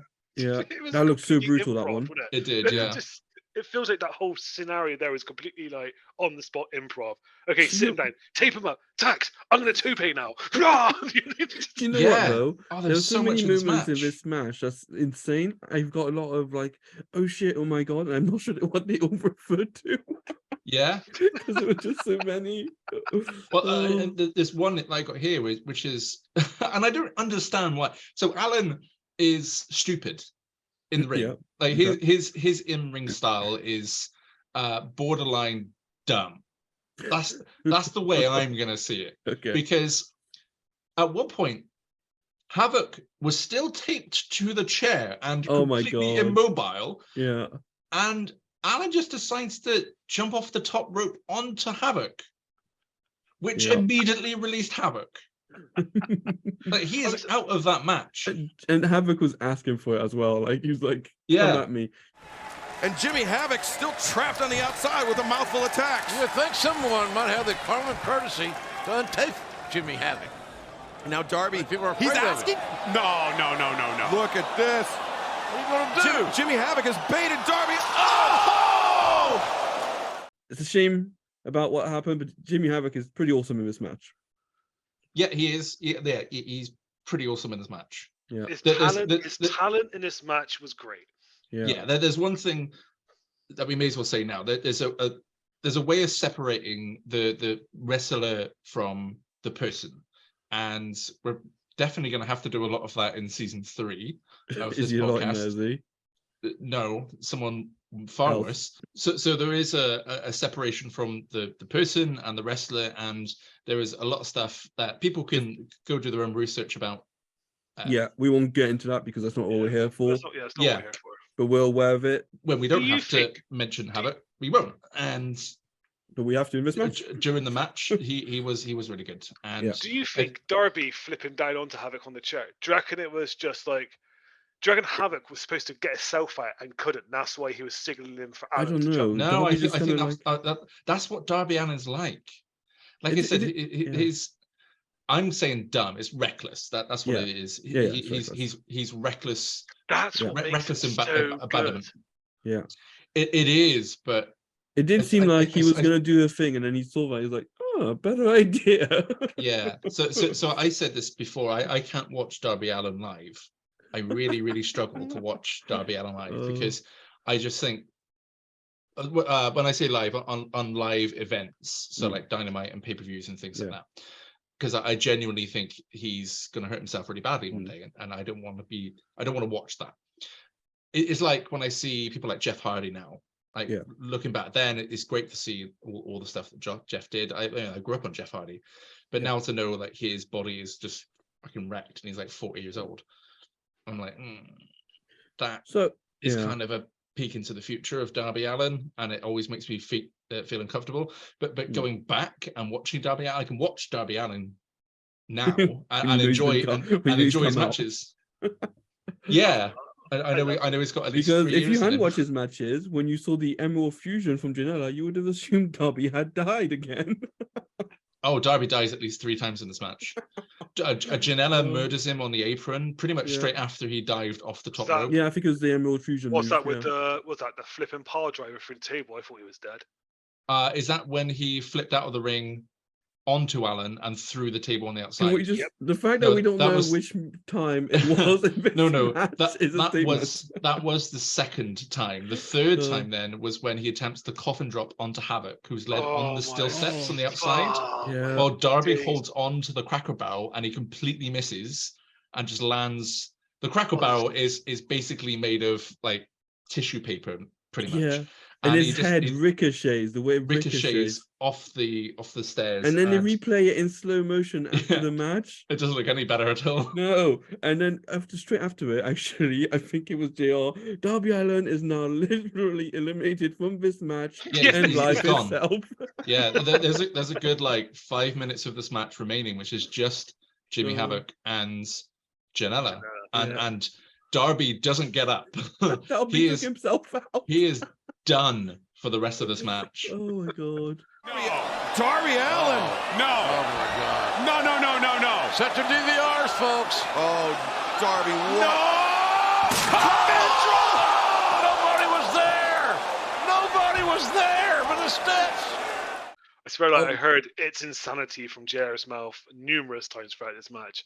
Okay, it's insanity. It's insanity. Yeah.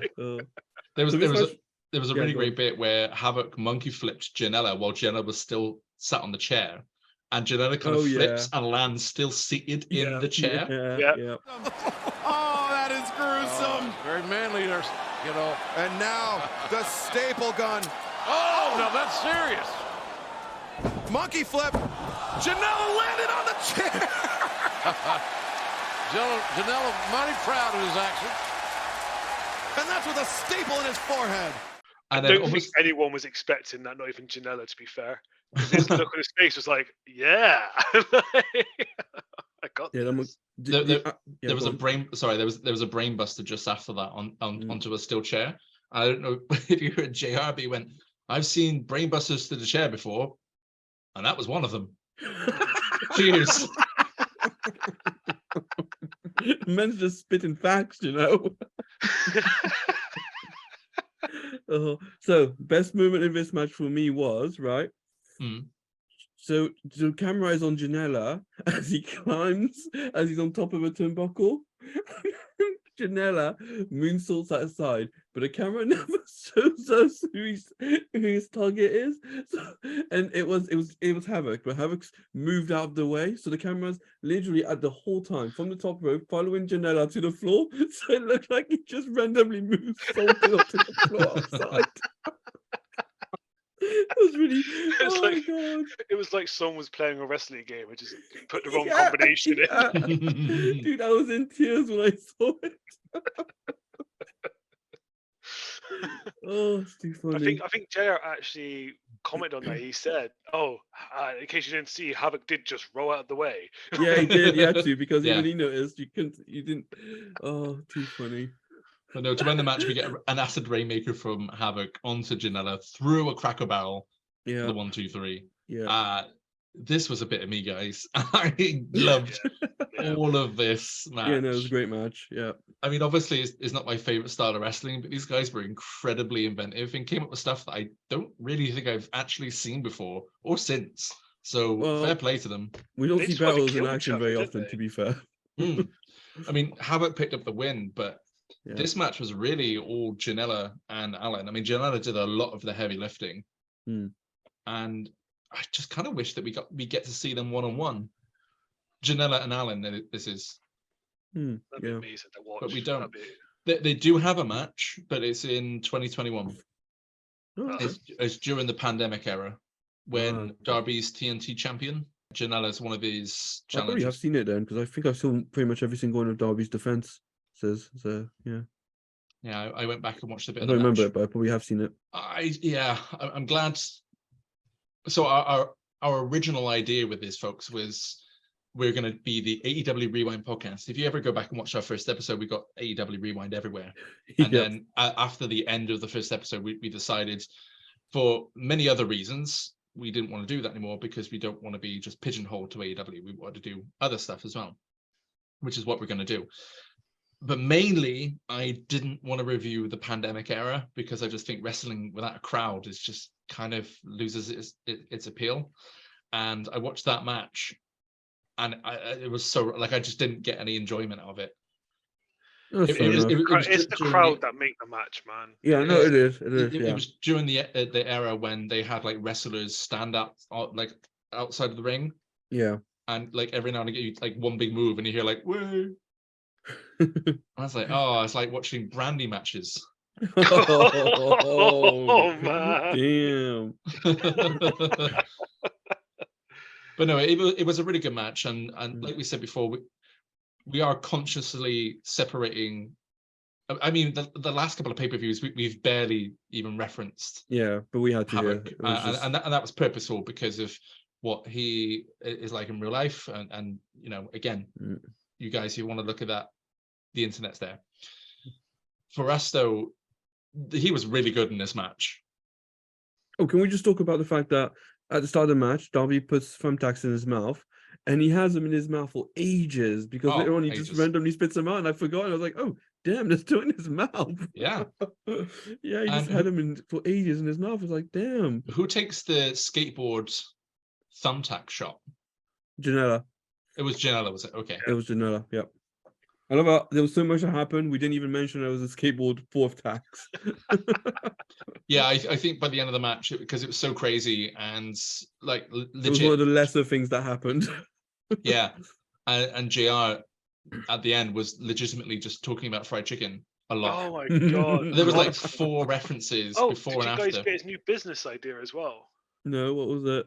I think Jared started a T-shirt company. He said, "New T-shirt idea, folks. We want barrels." I think this is the match as well where he mentions something about barbecue sauce and golden. No, that's later on. Is it later on? Is it right? That's Okay. later on. Yeah. So you know the reference. They have a full-blown conversation about it. It's And Excalibur's just like, what is going on? We'll get to that. So match number 6 is the Dark Order versus the Best Friends. So in case you missed it on our previous 2 episodes, this match came about after the Dark Order won a triple threat tag match at Fight for the Fallen against Jurassic Express and Angelico and Jack Evans. And the Best Friends also won their own triple threat tag team match at Fighter Fest against SCU and Private Party.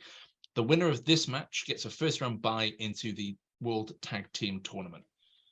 Again, every team that's been featured in these triple threat matches will be in the first round of the tag team tournament anyway. Okay. Oh god. Right, okay. I guess we have to talk about this. Uno. Oh, okay. Evil Uno.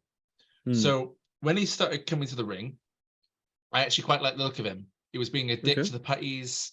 It was kind of like the Blue Meanie went insane and I started a don't cult. like it.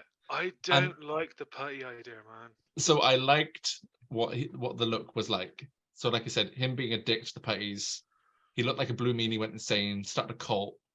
And then the lights went up and Uno's face is just pure fucking white, and it looked hilarious. He looked like a ghost. He even had like white all over his fucking eyelashes. The mask, Stu Grayson without. They are one of the most formidable tag teams in all of professional wrestling, and they will be taking on a team that... I just don't get it. It just looked terrible. I If don't I'm get honest, it looks like he's come to the ring of his sex gimps. Yeah, that's literally what's happening here. It literally looks like they've just Yeah, been like- to an orgy all-you-can-eat buffet. You know what I mean? Yeah. Oh my god, yes, that's exactly what it looks like. The kind of place Frank Reynolds would take you to. Let's get to the buffet quick. Oh my god. JR made a great observation at the start of the match, and he went, "How do we know they are the original creepers?" And I was like, I guess you're right. Like, why are you thinking of that, JR?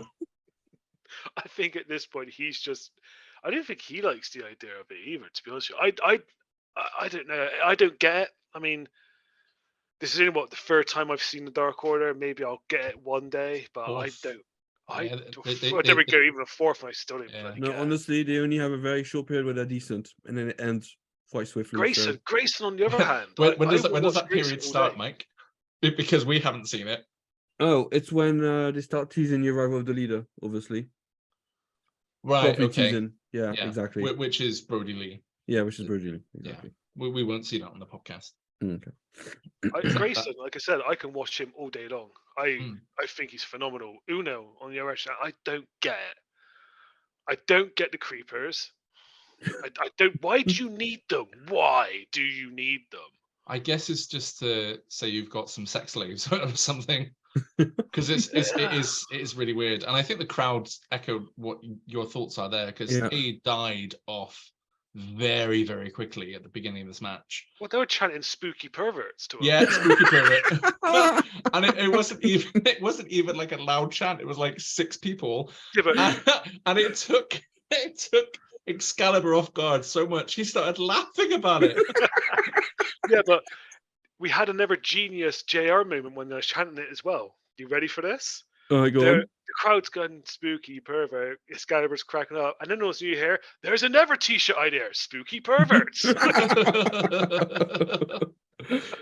He also. So I'm gonna say now, like my notes also almost exclusively contain snippets from commentary, botches, or just general observations, but nothing really about the actual match or the moves. Because the best way I could describe this match was it happened.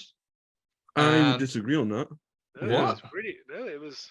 I hated this match. I don't like Dark Order. I like Grayson. I will watch Grayson. Every time he's tagged in, I will watch him intently. So I was going to say, amazing. I don't like the Best Friends. I know I said before that they have won me over, but they lost you. Yeah, they lost me. Yeah. No, you know what? This isn't the best match in the world, but there are some great moments in it, like great combinations of tag team going on. No, definitely. Like as much as Evil Uno individually does suck, with Grayson as his tag team, they have great chemistry. Well, they're fast tags, aren't they? They do fast tags. Like they'll tag in, do a bit, quick tag back in, they carry on. And their finisher is still one of the best ones. I love Fatality. Fatality is awesome, yeah. Oh, the Fatality move is and awesome, then I Chuck agree. Taylor did like a reverse flipping power driver. That's the only way I can describe it. It looked incredible. I don't know. I just wasn't into it. I think because the crowd were dead, I was dead as well. I mean, there was a point where Evil Uno tried to take the librarian spot, and he shushed the crowd, even though they were already dead quiet, and they responded by being dead quiet. Like they just didn't react at all. Can and we then, talk? Yeah, go on. Oh no, I was just going to say there was a part where Grayson, because you're right, Grayson was for me the only saving grace out of this, but he at one point screamed, "I want to kill him" to Evil Uno, and JR responded with, "Well, that's a HR issue." Yeah, I got that. Yeah, he says it to Trent that he's like, Grayson's like, I want Trent to die. Yeah. JR's JR's no selling it at all. That's good. I like that. So one thing that also I caught, at some point Chuck Taylor's walking up the ramp, right? And he's like trying to showboat and he hits his chest And he literally goes, ow, and then looks at himself because he hit himself too hard. Is this where so Grayson at one point flipped out to the outside to try to hit Chucky, but he just landed on the putties and that's it? Yeah, it might be. Yeah, might be. I don't remember. Was it? No, it might be the tope. It might be. Who did a tope? I got a tope noted here. There was no tope in this match. There's no tope, no. It might be the flipping tope. I think it was the flipping. Yeah, because at the time I was marking him as that. So it's when he ran and did a flipping jump over the rope, top rope, and he landed on his feet and just walked up the ramp. Then they called that a torpedo or something like that. They called it. They didn't call it a tope. Scandal called it a torpedo or something. Yeah, yeah. There is a word for it. Yeah, I can't remember. Yeah, there's a word for it. Yeah. I did catch the botch pin attempt at the end. Did you guys get that? No. So Uno botched the pin breakup. It's pretty near the end of the match. Oh wait, is this where he quickly went in and pulled him off by the foot? Well, you say quickly. He was I say quickly. The ref could have counted 1, 2, 3 like 3 times. Well, the referee Rick Knox, he had to stop his count. Yeah, because he could see Uno wasn't getting in the ring, so he stopped at like 2.5, and then like maybe a half a second later, so like 3.5 seconds. That's when Uno pulled him off. Yeah. Damn. So yeah, really bad botch now. Yeah, because it is. I thought what was going on because Uno was on his knee, crouched down by the apron, and I know, okay, he's gonna intervene there, and he didn't, and I was like, he's okay though. Why is he not intervening? He's okay. Yeah, I don't know. I guess for me it was because I watched this in stages, and I had watched the Pac Omega, the Crackle Barrel match, and then this was the last match I was watching, and then I watched the rest all together after this. Okay. So I think after watching those 2 matches and then having this, I just think I just didn't want to watch it anymore. No, that's fair enough, I guess. This was a fluffer match. It was. Yeah, it was a piss break match. It wasn't even the best tag team match on the card. No. Like it wasn't better than Private Party versus No. Yeah. And this is sort of the top end of the tag team division, or at least what's going into the sort of tag team tournament. At the end of the match, we get who? Orange Cassidy. Squeeze. He immediately hits a tope suicida with his hands in his pockets, and then rolls back into the ring, does a kip up, still with his hands in his pockets.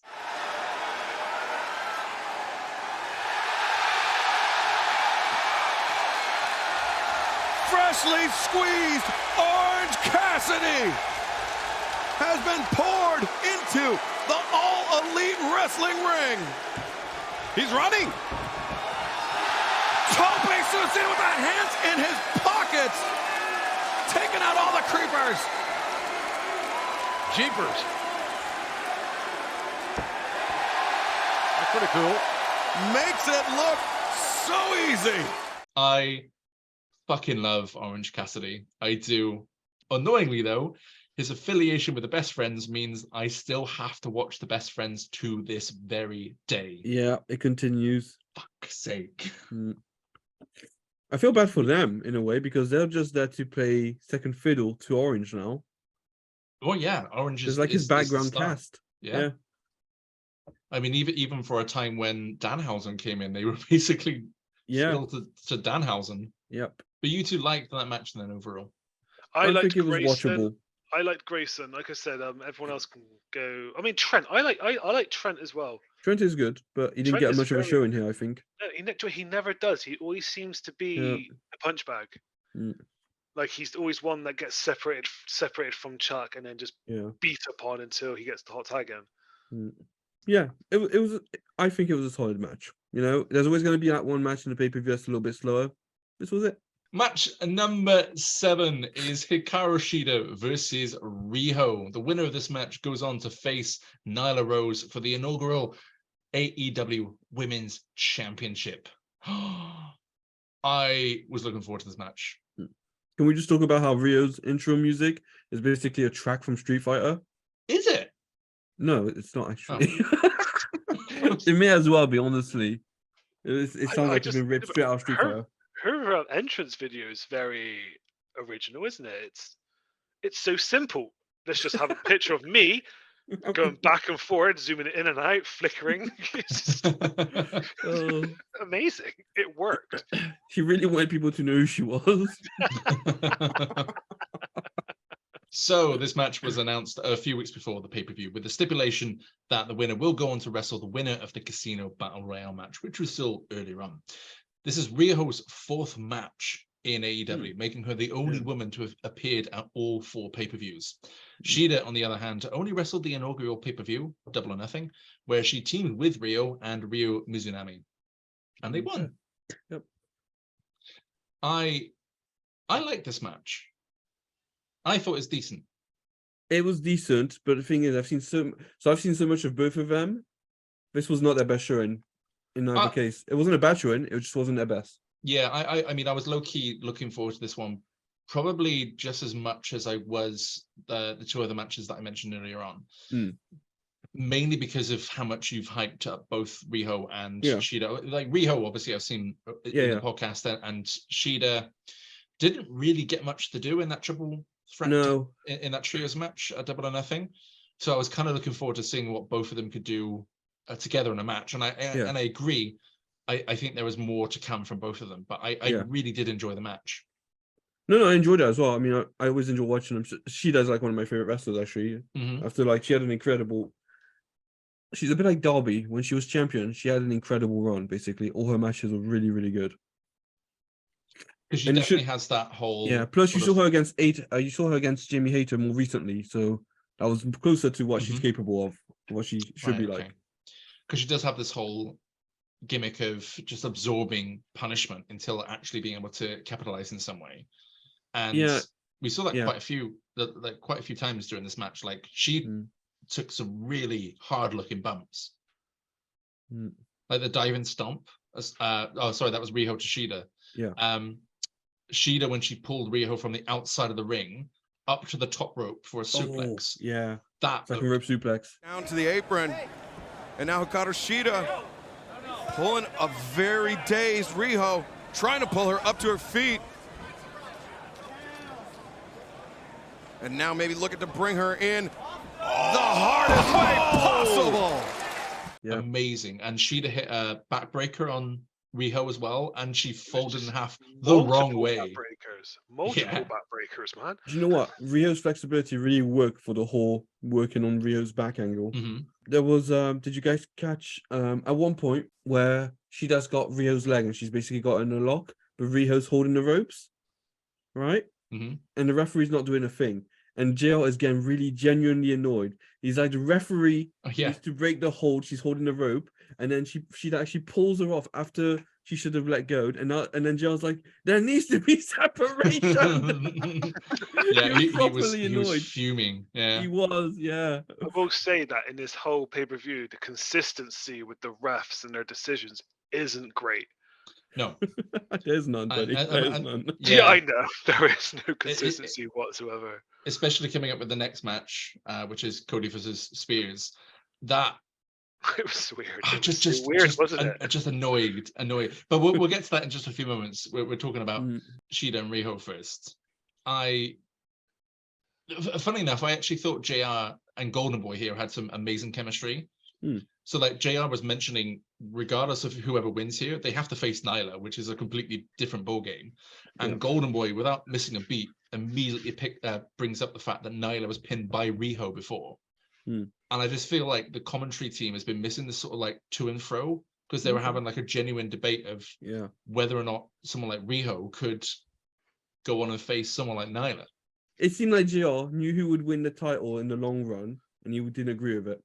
Yeah, I guess I can see where you're coming from. Because there was, he mentioned a lot the fact that she's 98 pounds, I think. Yeah, he was like, just do the math, Yeah, he wasn't happy with the size difference in this match. No, he wasn't at all. Really, so many times he mentioned the difference in size. It's just, and it's weird because we don't even know who's going to win this match currently. Between Riho and Shida, but he's talking specifically about Riho non-stop. Yeah. There was a diving stomp from Riho to Shida. She loves it it. looked It looked painful as hell, and she went for Yeah. a cover, and Shida kicked out, and immediately JR went, well, if she was about 20 pounds heavier, that probably would have been the 1, 2, 3. Oh, did he? I was like, damn, man. dude, come on. Yeah, no, he's yeah. JR was just generally, honestly, for us, if it pay-per-view, he had no chill. I think he just hasn't got Marvez there with him, so he's just like, yeah. Maybe that's why Marvez was so bad, is because he was like JR's minder. He was just trying to throw in little bits of commentary while he wasn't watching after JR. No, because obviously we get a lot of JR in AEW, and later Yeah. on he's genuinely chilled. And in this pay-per-view, I could just tell he was just agitated throughout every match for something or another. Yeah, but it does bleed into the other matches as well. Yeah. Because I do remember, I mean, there is one specific one with the ladder match coming up, where something big happens and they're basically back on their feet. All of them are back on their feet pretty quickly, and JR makes a point of commenting on that fact. The topes as well. So we get quite a few topes in this pay-per-view, if you haven't already noticed, guys. And we're going to get more. And when we get the last one, JR literally, just without even like having that commentary nuance to his voice or anything, he just flat out says, we've had a lot of lows tonight, haven't we? Just like he's clearly done with the topes already at that point. The thing is, topes is one of these things where I suppose in his eyes they shouldn't be done all the time. You know what I mean? And there are a lot. Every single match there was a tope. Well, and thank God, because we've got our gimmick. Oh my God. But now Riho gets the 1, 2, 3 when she tries to hit a crucifix pin, but releases her arms, spins around Shida's body, and rolls her up. Yeah. That looks so cool. Yeah. She's nifty. She's nifty like Darby in that sense. Yeah, because Shida was about to counter the crucifix. Yeah. Riho charging in, ducks under the lariat attempt. Crucifix goes around into a pin. High stack. 1, 2. On the shoulders. Whoa! Are you kidding? Yeah, no, solid. We mentioned the backbreakers. There were several, but I think it was towards the end. Shida basically did a Bane backbreaker, which looked like it genuinely killed Riho. Yeah, that's the one where she folded in half, the wrong way round. Yeah, it's crazy. But I noticed the ref was doing the 3 count, 1, 2, 3. It was just after Shida suplexed Riho off the turnbuckle, went for the pin. Rio's shoulders weren't even on the mat. Yeah, I noticed that. Yeah. Oh. And the ref was going down for the 1, 2, 3. Well, one of her shoulders was right up in the air, wasn't it? Yeah. JR made a point of commenting on that too. Didn't notice that one. It was just so weird. I can't remember what he says, but something like, well, it wouldn't count because his shoulder was right up in the air. Yeah, it'd be something along the lines of barbecue sauce, pinning, and chicken. No, I am really actually looking forward to Nyla versus Riho because they are two polar opposites. And yeah, Riho did get the pin on Nyla, but she also had Yuka in that match as well. Yeah, she did. And Riho and Yuka basically were teaming up. 2-1, yeah, against Nyla all the way through that match. So it'd be interesting to see how Nyla and Riho can work together. And again, knowing the result of that match, sort of how you get to that stage. Well, to be fair, since we saw Darby and Samoa Joe recently, I'm thinking something similar is going to happen, right? It's got to, right? Because that was also another similar scenario where it shouldn't be possible in any scenario, and yet they found a way. Match number 8 is Cody Rhodes versus Shawn Spears. So for those of you that haven't been watching our previous episodes, this match came about after Shawn Spears appeared at the end of Cody's match with Darby Allin at Fyter Fest and hit him with a steel chair to the back of the head, an act which legitimately required Cody to have 12 surgical staples afterwards. We didn't really get any interaction, though, between the two at the last pay-per-view. But now we're here for the grudge match, and we get a nice little video package to hype up the match. Little video package. Oh, yes. Goosebumps, man. Yeah, genuinely, really good. He could potentially be a player coach, eventually a coach. Freaking great for the young guys, and he's a great hand. So I'm happy with it. There was a time when I could call you my ally. and he's a great hand.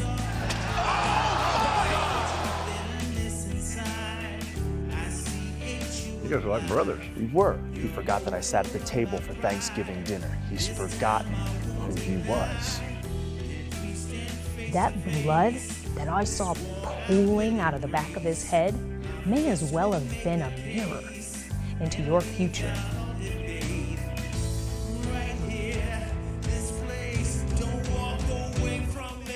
The greatest battles and wars in history weren't won with the biggest weapons. They were won with the greatest minds.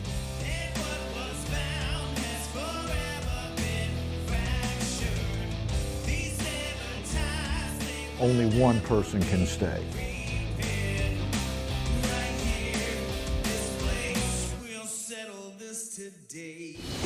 It was a really, really good.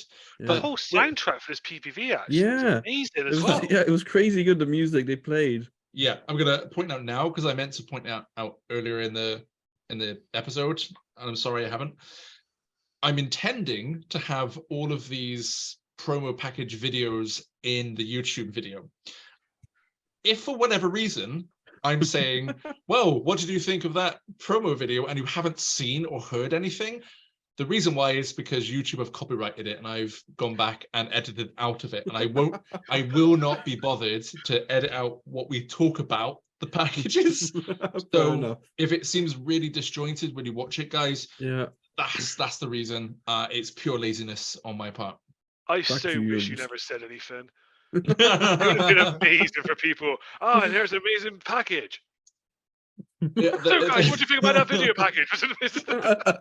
There is in our episode 2, I went back and edited out because we had copyright strikes on episode 1 and episode 2, and I've since gone back and edited them out, and it is literally like the video comes up and the transition screen into the video screen comes up and it just immediately disappears, and then we start talking about the video packages, and I'm just like, oh, do you know what? Yeah, it is what it is. I can't get it any better than that. Going back though to the build to this match, so yeah, it was a great package, but do you think they've actually done enough to hype this match up? No. I think that they were going off the controversy that happened. Well, they definitely were having this match ready. So yeah, but I think the controversy was enough of a build, ultimately. I don't think it was. I don't think it was at all. I think they had the sparks to light a fire, and they didn't bother. Well, it's kind of hard when, there's shows. You've got a pay-per-view in between the two events. I think the fact that nothing happened at Fyter Fest kind of like dimmed this match down a bit. Yeah, 100%. There needed to be something. That's true. They were both at Fyter Fest, but yet we saw nothing between them, and it was. And I guess Sean Spears could have come out and said, "I'm going to come and finish the job." What should have happened? Sean Spears should have come out at the end of Fyter Fest when Cody was in the ring. I think the only problem is it wasn't Fyter Fest; it was Fight for the Fallen. Sorry, you're right. Fight for the Fallen. And that's the reason why I think possibly it didn't happen, because Cody's match was in the main event, and considering the nature of the pay-per-view and what they were doing with the charity aspect, yeah, true, it probably wouldn't have been a good look to end it on some sort of brawl. So maybe that's the reason why. But Spears was there early in the match. Cody could have come out and just fucking battered him to the point that Spears couldn't show up at the end of the paper. I suppose it makes Spears look weak then a little bit, but you know, something more had to happen. There had to be something else. Cut a fucking promo on him. Don't just mention him in passing. Cut a promo on him. Give Spears some time on the mic. You know, there are things that could have built this match up to have much more fire going into it, and I just don't think they did enough. Yeah, no, that's true. That being said, though, yes to Cody Rhodes jumping straight out of the ring to do a tope suicida at the start. Tope! Yeah. Actually, no, sorry, I skipped ahead too much here. I skipped ahead. So I want to talk about the entrances. Please explain. Yeah. I need someone to explain why. I'm convinced they just went to the Comic-Con down the road before they came to the ring. I don't know whether or not this is something that's set up on the Being the Elite. I don't quite know the reason why, but they were all dressed up in Star Trek cosplay. Randy was dressed as 7 of 9 from Star Trek Voyager, and DDP was in a commander's uniform. But MJF was in one too, and I don't want to see MJF dressing up in anything related to The very thing he makes fun of. Especially since that one comment about him liking video games and then he lost his virginity a couple of pay-per-views ago, and now he's here dressed up in a Star Trek uniform. Nobody told me it could return. No, and yeah, I don't get it. I don't get why they did. I loved it. I don't know the reason why.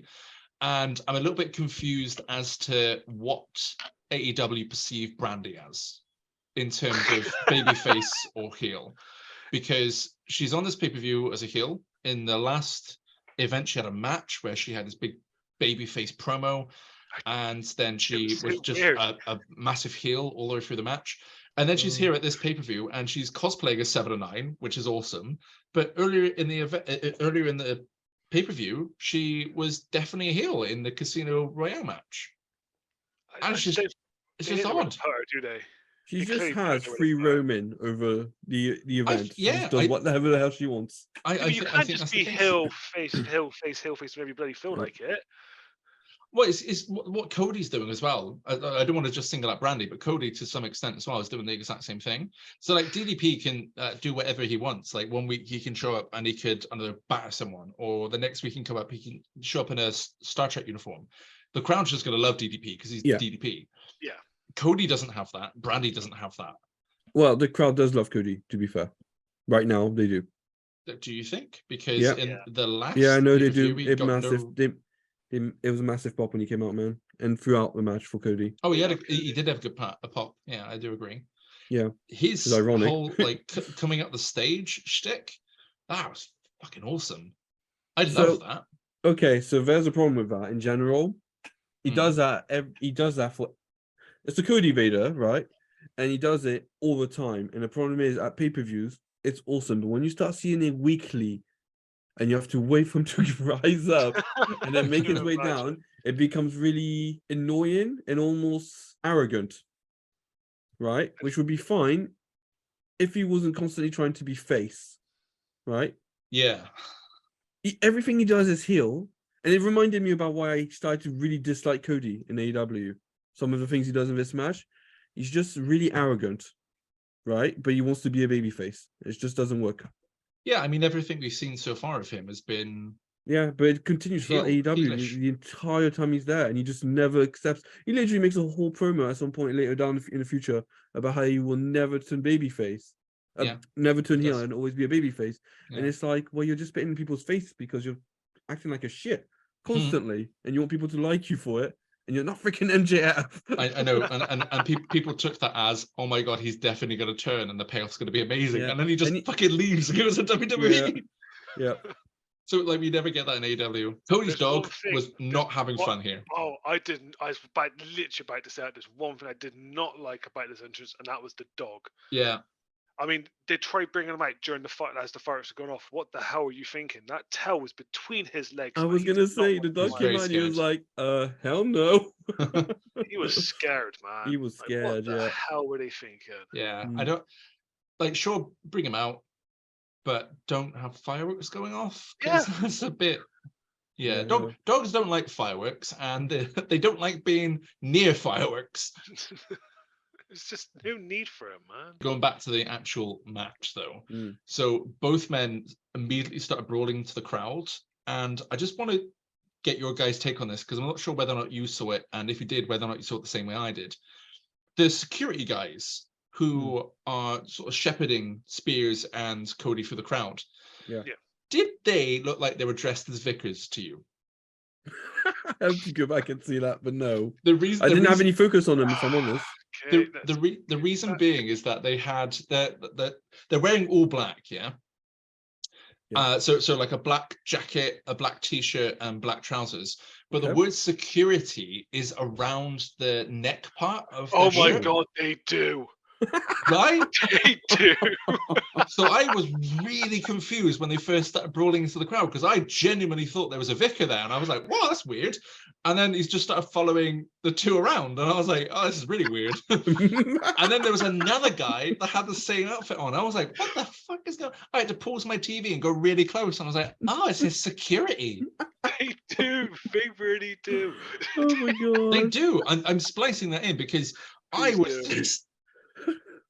It ruined the start of the match for me, to be honest, because I was following the vicars. Following the vicars. Oh, But no, they actually do.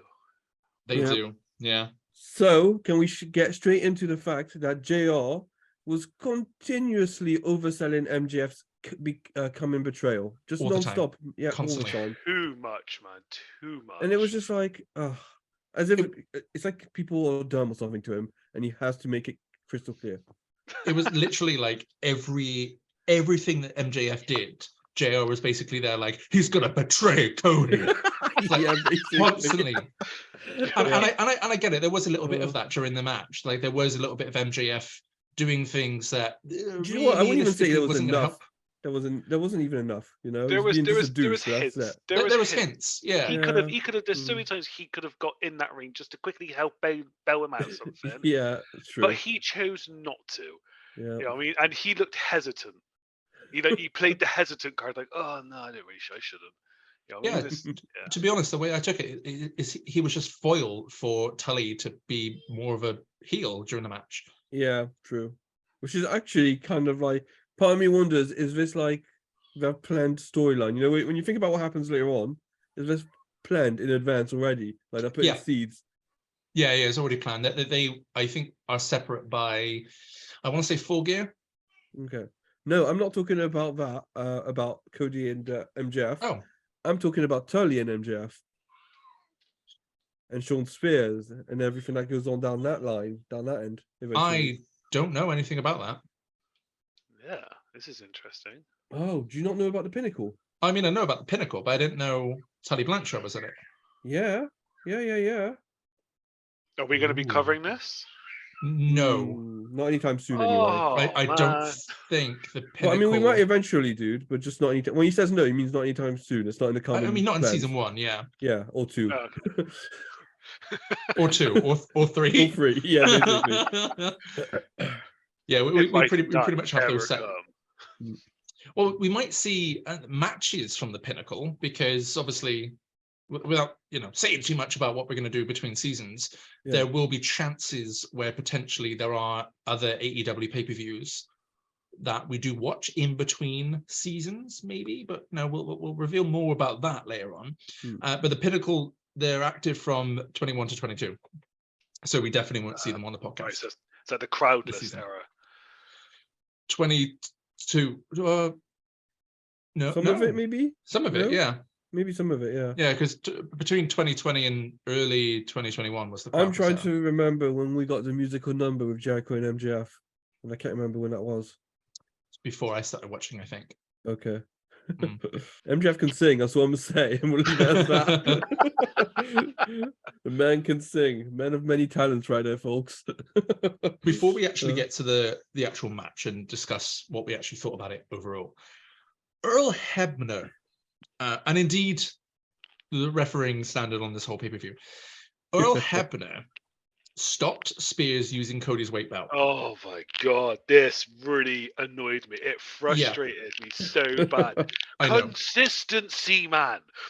That's all we want. First and foremost, I don't like the weight belt anyway. Yeah. Don't understand why he wears it. It's a weapon. Because it is a weapon, yeah. He's used it in the last 3 pay-per-views Well, as a normally weapon in front of the referee. Normally he just gives it away to the crowd, so I guess, yeah. I think that's something that comes later on. He's not done it at all on the podcast. No, he's always used it. True. Yeah, he's used it during the match. But Tully smartly takes his own belt off, gives it to Sean Spears. Sean Spears walks around the ring as Earl is, I don't know, throwing Cody's weight belt out of the ring or giving it to someone. Earl then turns around just as Sean Spears is mid-whipping him with the belt. And Hebner does nothing. He just watches. Spears hits him a second time. And Hebner's just there doing nothing. Hebner's probably like, just like squints his eyes at Cody, hit him again. Do you reckon like Earl turned around and automatic, it's like instantly there and then unlocked a new kink. But there was another bit later on when we had a lovely bit of GR commentary again, where Spears slammed Cody onto the entrance ramp, and GR goes, "Oh my God, he slammed Cody onto the concrete or metal or whatever the hell the ramp is made of." They were on that ramp for about 30 seconds, and then as they started getting up, Hebner just goes, 1, 2. It's like, dude, it's like 30 seconds. Yeah, it makes me think of JR, the other part where at one point Earl Hebner gets fired up against Sean Spears, and JR goes, "Look at baby Hebner." Oh, fucking like, that dude. ruins Spears I in this know. one little tiny bit of the match. Earl Hebner literally corners Sean Spears, and Sean Spears looks afraid of Earl Hebner. And JR does say, "Look at baby Hebner." You can't come back from that. You can't come back from being in a chicken shit to Earl Hebner and then be one of the top heels on the roster. Oh, it's just fucking terrible. But we did get Arn Anderson coming out to the ring. And Arn hit a massive and beautiful spine buster on Spears. It was actually on point. Like, it was. great Oh, man. execution. If there's anyone that could do a spine buster, it's Arn Anderson. It's Arn Anderson. He's had enough of the shenanigans, JR. Arn, is he coming to help? We don't know why he's coming. Arn in the ring. Wait a minute. Spinebuster. A double A. The spine on the pine from double A. Yeah, I mean, I do wonder what's happened, because like if you look at Anderson now, I don't think he could do it. So like in like the 3 years, his health must have deteriorated a bit. I just don't think he does bumps very often. Because he just looked fit there. Like he looked like he could go. Because I remember before Cody left for WWE, there was a segment with Arn, and he did hit a move then. I'm pretty sure it was a spine buster then. Was so that was only about this was around the when the Glog became All Elite.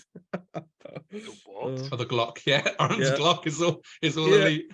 Yeah, God, that was a good time. Basically, you were saying like Cody's a guy who gets pushed around, doesn't push back, and he's like, if I get pushed around, I pull out my Glock and I basically cap him in the head, basically. And then was the internet. Like, we're going for All Elite.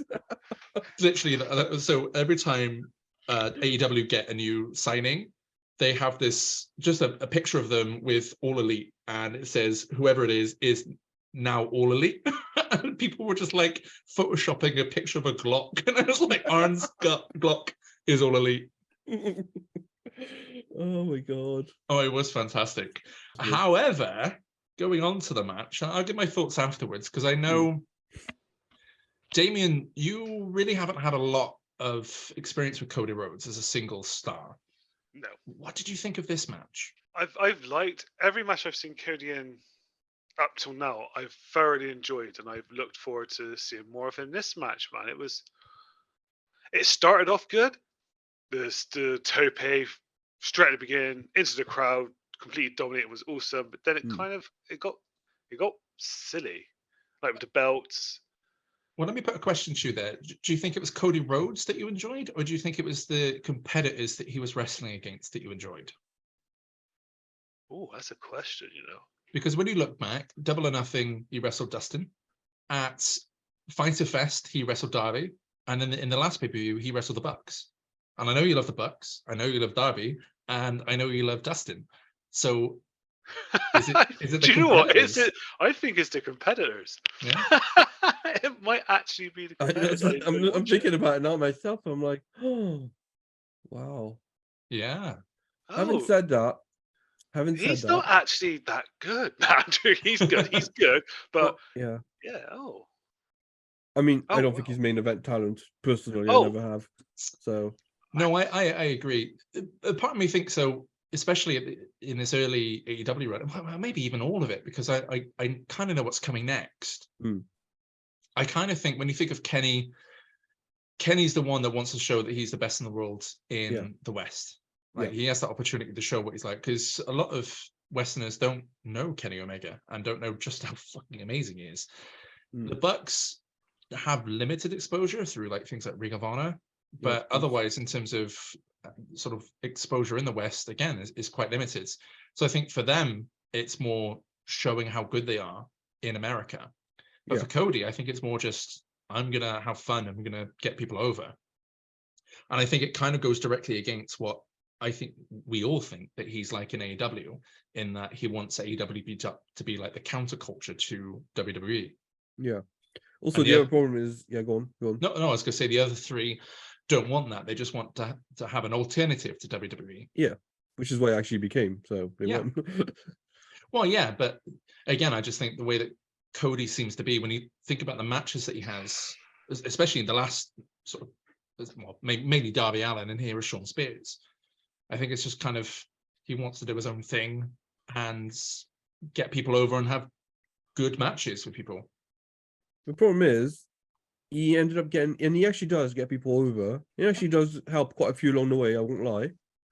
But it ended up making him look bad. He ended up looking like a jobber.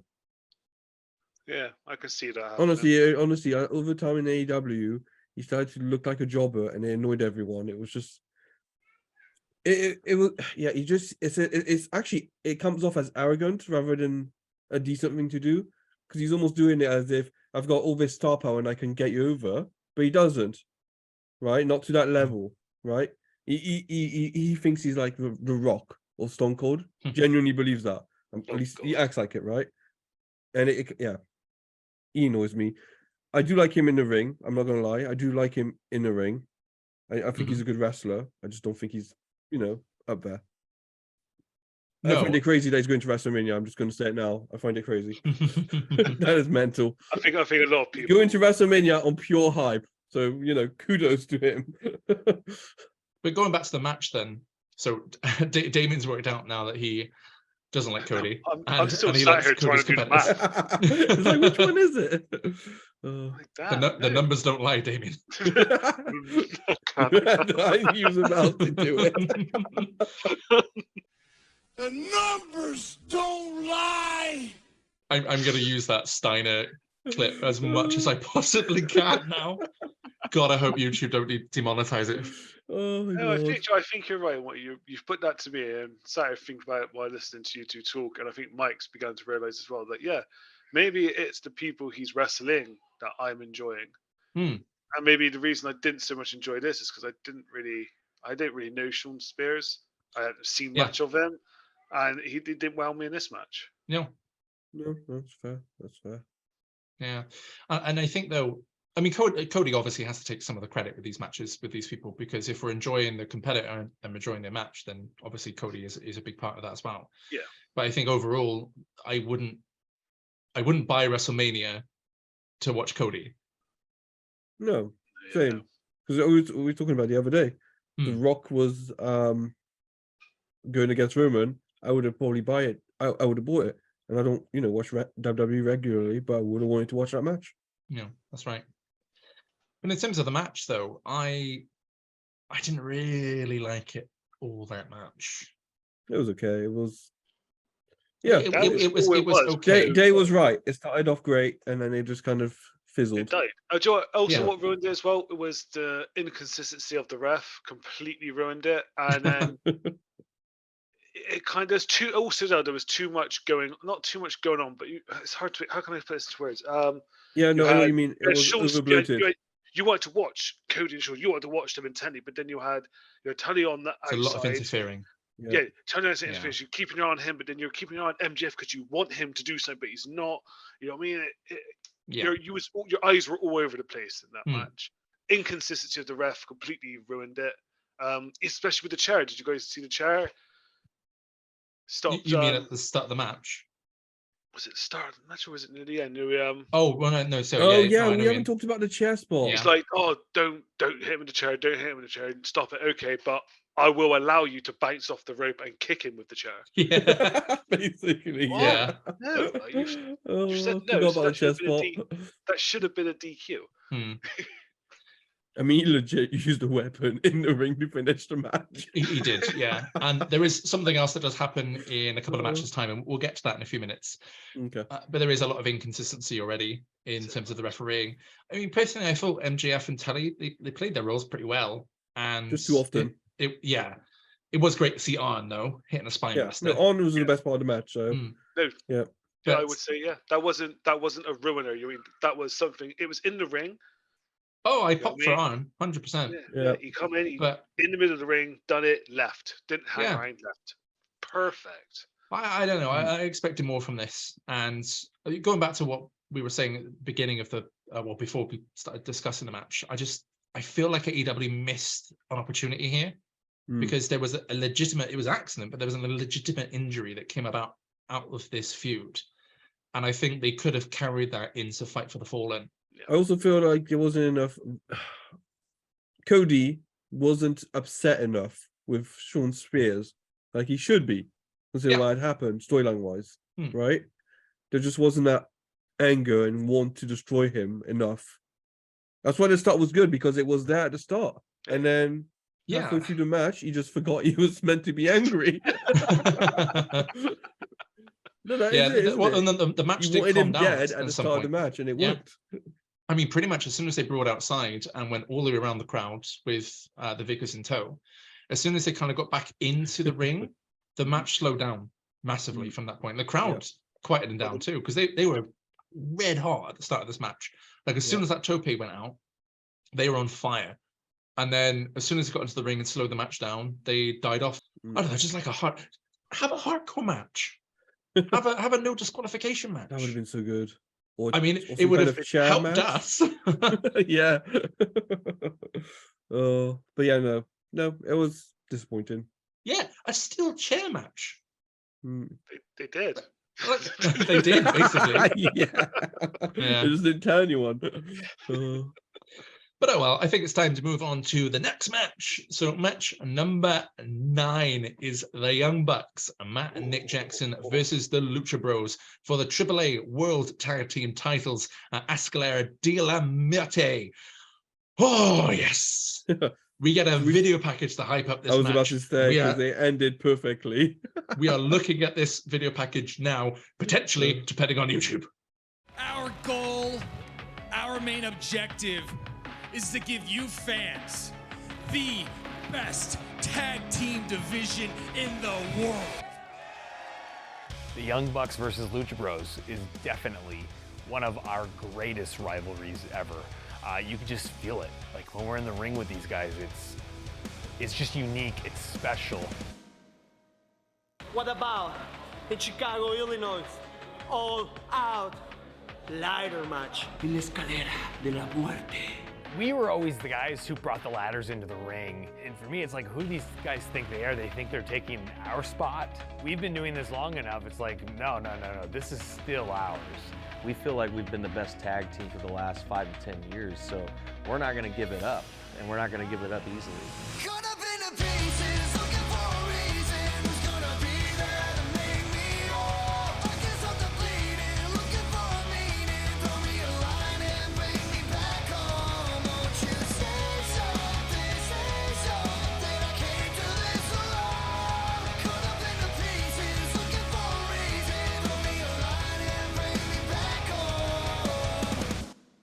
Escalera de la Muerte. ¿Y saben por qué? Porque nosotros somos los Lucha Brothers y tenemos cero miedo. So far, it's all kind of culminating into the Escalera de la Muerte ladder match that we're about to have. And whoever wins this one could declare that they're the best tag team in the world. Lucha Bros, we'll see if your whole catchphrase thing is the truth when you're standing at the top of a 12-foot ladder in the middle of the ring and you're staring down. Are you really fearless? Is it Zeo Miedo? Or is it Zeo Huevos? I got big balls. Do you?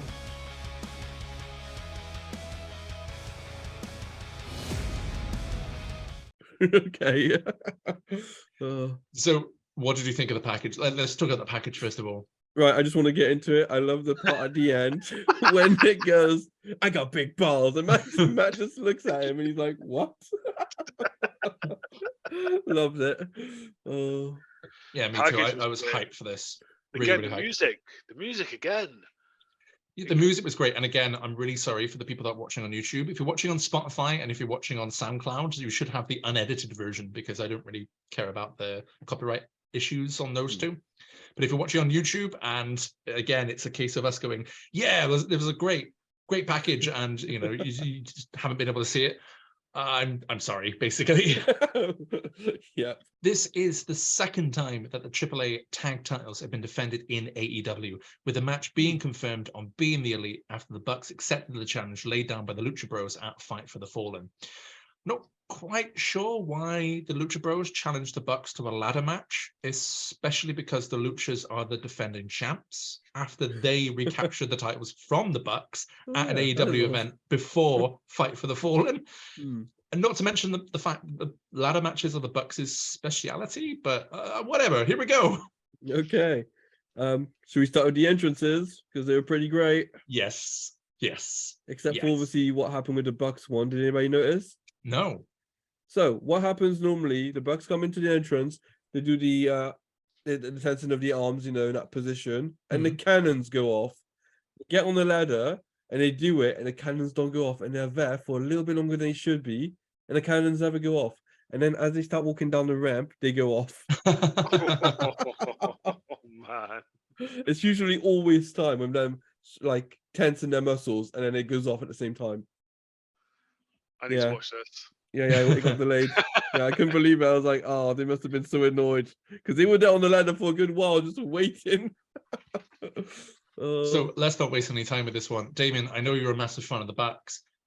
What did you think, firstly? Oh my fucking God, this match was everything I dreamed. This was amazing. I mean, from the moment it was announced, I was all over this. This was me.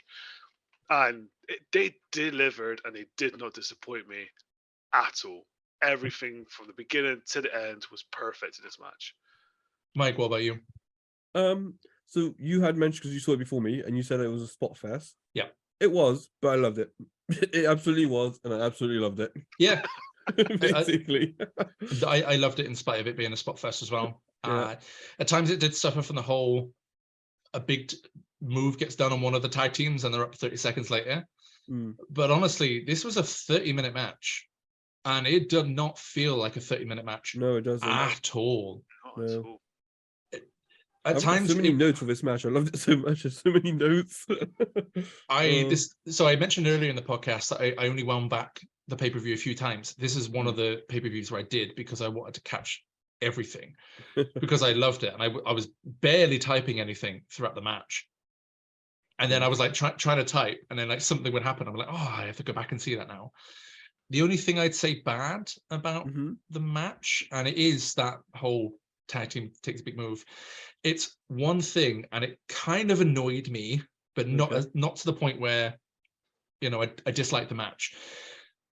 There was a Canadian Destroyer by Penta on Matt from the top of a ladder through a table. Oh my days! That was and then awesome. Nick got rolled out of the ring onto another table, and Ray splashed onto Matt. Ray splashed onto Nick. Nick was back to his feet to start the next spot before Ray was. And this all happened within like 30 seconds. It was literally Canadian Destroyer, roll out the ring, get splashed, get back up. And he was back to the corner before Ray, who was still in the ring, had rolled to the position Ray needed to go to get out. So that was the only thing that I was like about. There was a botch right at the very end though, because Nick was pushed off of the top of the ladder. Oh my God, dude! I literally put, "Oh shit, Nick died." Yeah, he doesn't clear the top rope as he goes to the outside to land on the two tables, and because his feet hit the top rope, his body position changes dramatically. It's just mental. He goes through one of the tables, but his face and only his face goes through the other one. Yeah, and that was it. He was done. Did his legs catch the apron as well? They might have, I think. Well, they may have touched the apron, but they definitely bounced off the rope. Yeah. Well, yeah, he caught on the rope. That was crazy. Yeah. He was done for the rest of the night. Like, he didn't come back. Yeah, and they kept showing him. Like, they kept showing it. Yeah, I was they kept replaying it. It's like, dude, they botched it. Don't show the botch.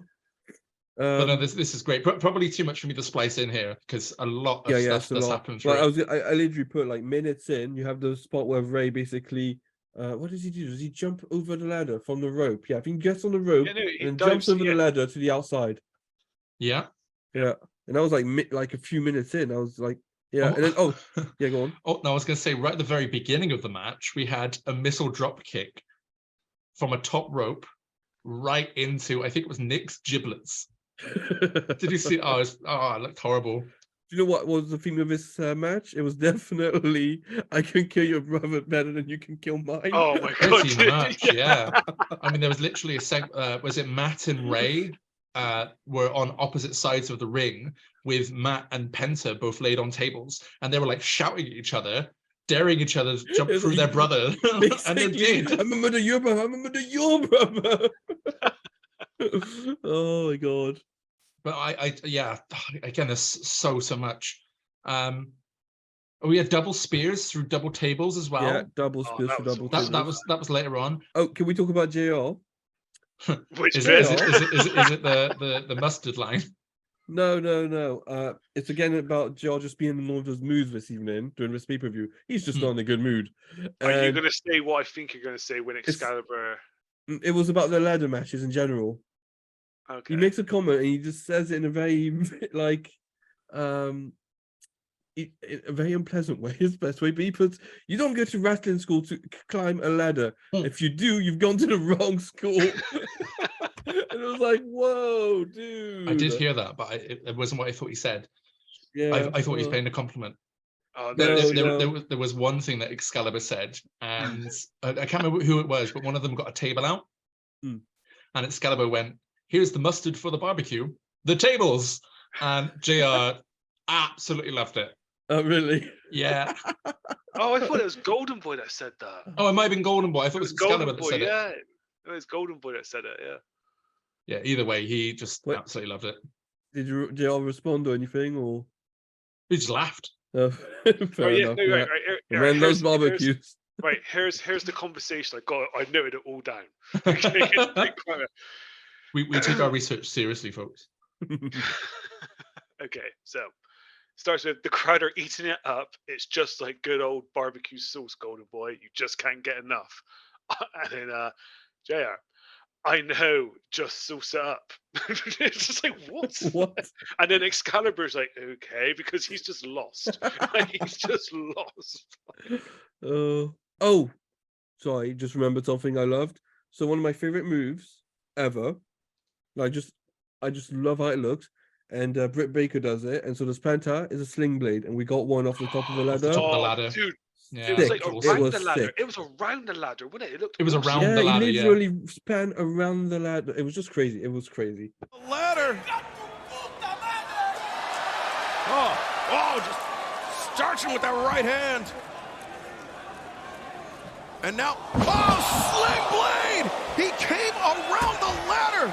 It was literally on the 6th rung of the ladder. He went around it and then still managed to hit the sling blade. Yeah. Did you guys hear JR say he hopes they all have a death wish? He hopes they all have a death wish. Yeah. So Excalibur goes, all 4 of these men have a death wish, and JR just immediately responded with, "Let's hope so." Jesus. I'm telling you, he's in a bad mood that evening. He's just a little shit, is what he is. He is in a really bad mood. I definitely agree with that. But no, one hell of a match. This match was amazing. It was. Do you think that was like on the spot? Matt taking off Pentagon's. Yeah, 100%. Yeah, you don't do that with luchas. But no, at the end of the match, we get 2 masked men into the ring, and yes, we do. Both teams. So can you? Yeah, I'm going to listen to you guys talk about this because I was so lost. So these two are Santana and Ortiz making their AEW debuts. So you probably, unless you watch Impact, you probably don't know who these are. But they're actually 2 members of, or former members of LAX, so the Latin American Exchange from Impact Wrestling. they are a really good tag team, and they are are super joining good. an already stacked tag division. Yeah. Match number 10 and our main event for today. It's Hangman Adam Page versus Chris Jericho for the AEW World Championship. Finally, an AEW championship being contested on AEW. This match was confirmed way back at Double or Nothing, with Hangman winning the Casino Battle Royale match and Jericho beating Kenny Omega in the main event. The two would face off at Fight for the Fallen after Jericho attacked Page after his match, with Page returning the favor later during the events, during Chris Jericho's in-ring promo. We get a video package before this match kicks off. And guys, what do you think of the video package? Which one are we talking about? Because there was two back to back. There was one before the main event. There was one for Full Gear, and then there was one for the main event. It was obviously the main event one I'm talking about. Yeah, okay. Well, I don't know. We didn't cover the Full Gear one, so I'm just checking, man. We're not going to cover the Full Gear one. There's no point. Okay, all right. It was great. I liked it. I think it wasn't as good as the others, but I liked it. Yeah, I agree. I haven't been hyped going into this match. Really, like I was kind of not looking forward to it, mainly because I knew that this match was gonna go. I think it goes about 30 minutes. I want to say 28, something like that, 26, 28 minutes. So it's quite a long Chris Jericho match for this era. So I guess I wasn't that hyped going into it, but I thought Jericho did a massive job at Fight for the Fallen with his in-ring promo. Like that alone was enough to make me want to watch this.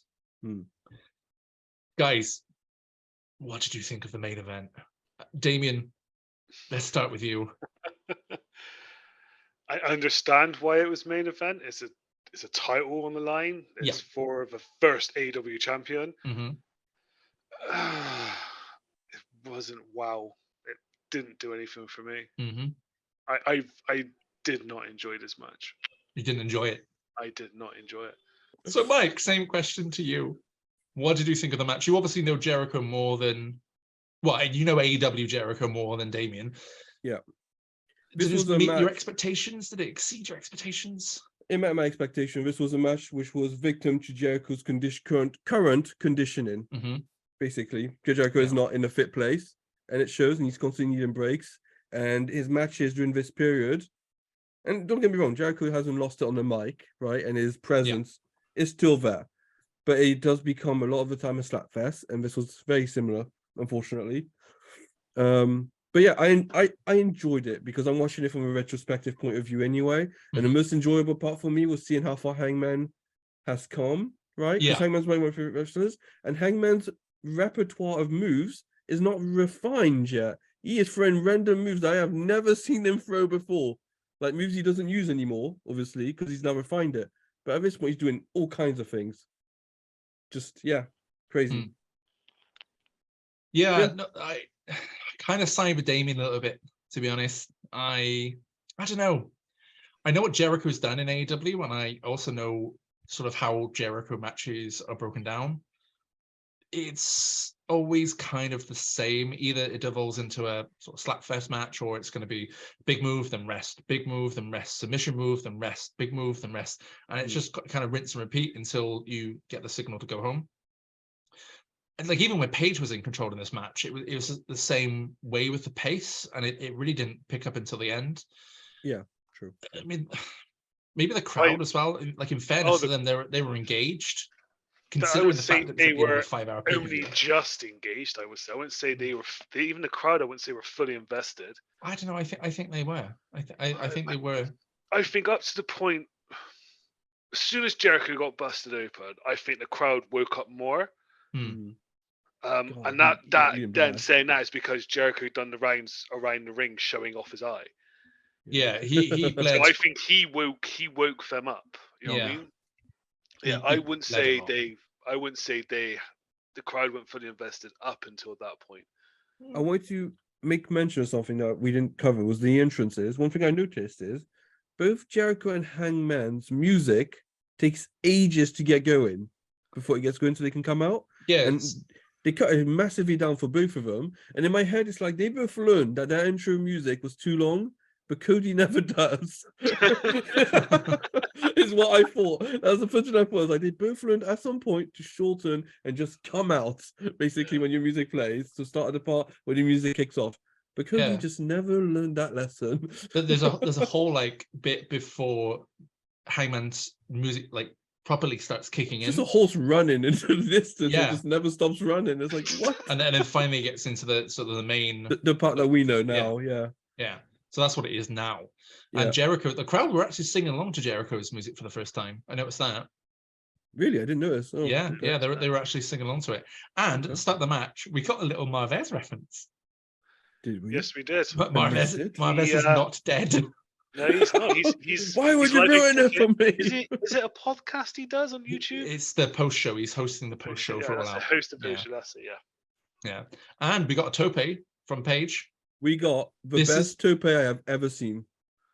That's what I'm calling it, yeah? And I'm not talking about like Darby, because Darby is different. But as just a straight up normal tope, this was the most impactful tope I have seen. Oh yeah, no. When this tope, they even mentioned with this tope that it was the top of Paige's head collided with Jericho's nose. That's a proper tope. Yeah, that's a proper tope. Topes are head first, and that really was head first. Yeah, but it was just the impact.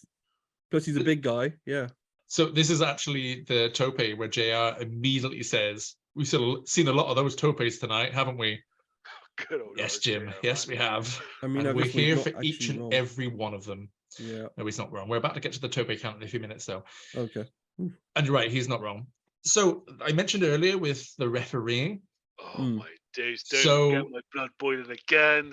So Jericho and Hangman spill to the outside. Jericho grabs the ring bell, and Aubrey, quick as a flash, was in there saying, "Don't you dare use that as a weapon. I'll disqualify you." And then Jericho throws it away. Immediately then grabs a microphone and just smacks Hangman in the face as hard as he could. And Aubrey just does nothing. She even has a bit at the start of this match where she's on the microphone, which I thought was really odd. Sort of to both of the wrestlers saying, "I'm going to call this down the middle. It's going to be a fair fight. Yeah, I remember. Can't use any weapons. I will disqualify you if you do anything." Well, she didn't say the last two things. I was just like in my mind, I think that's just implied in a match that isn't a no DQ. And she just doesn't do anything. It was ridiculous. Yeah, I would say, because I was just saying about Jericho not being in peak condition. He did a standing drop kick, and he can still get some height, man. Yeah, man. Because he got some serious height. I was like, damn, man. Just freaking boosters in your legs or what?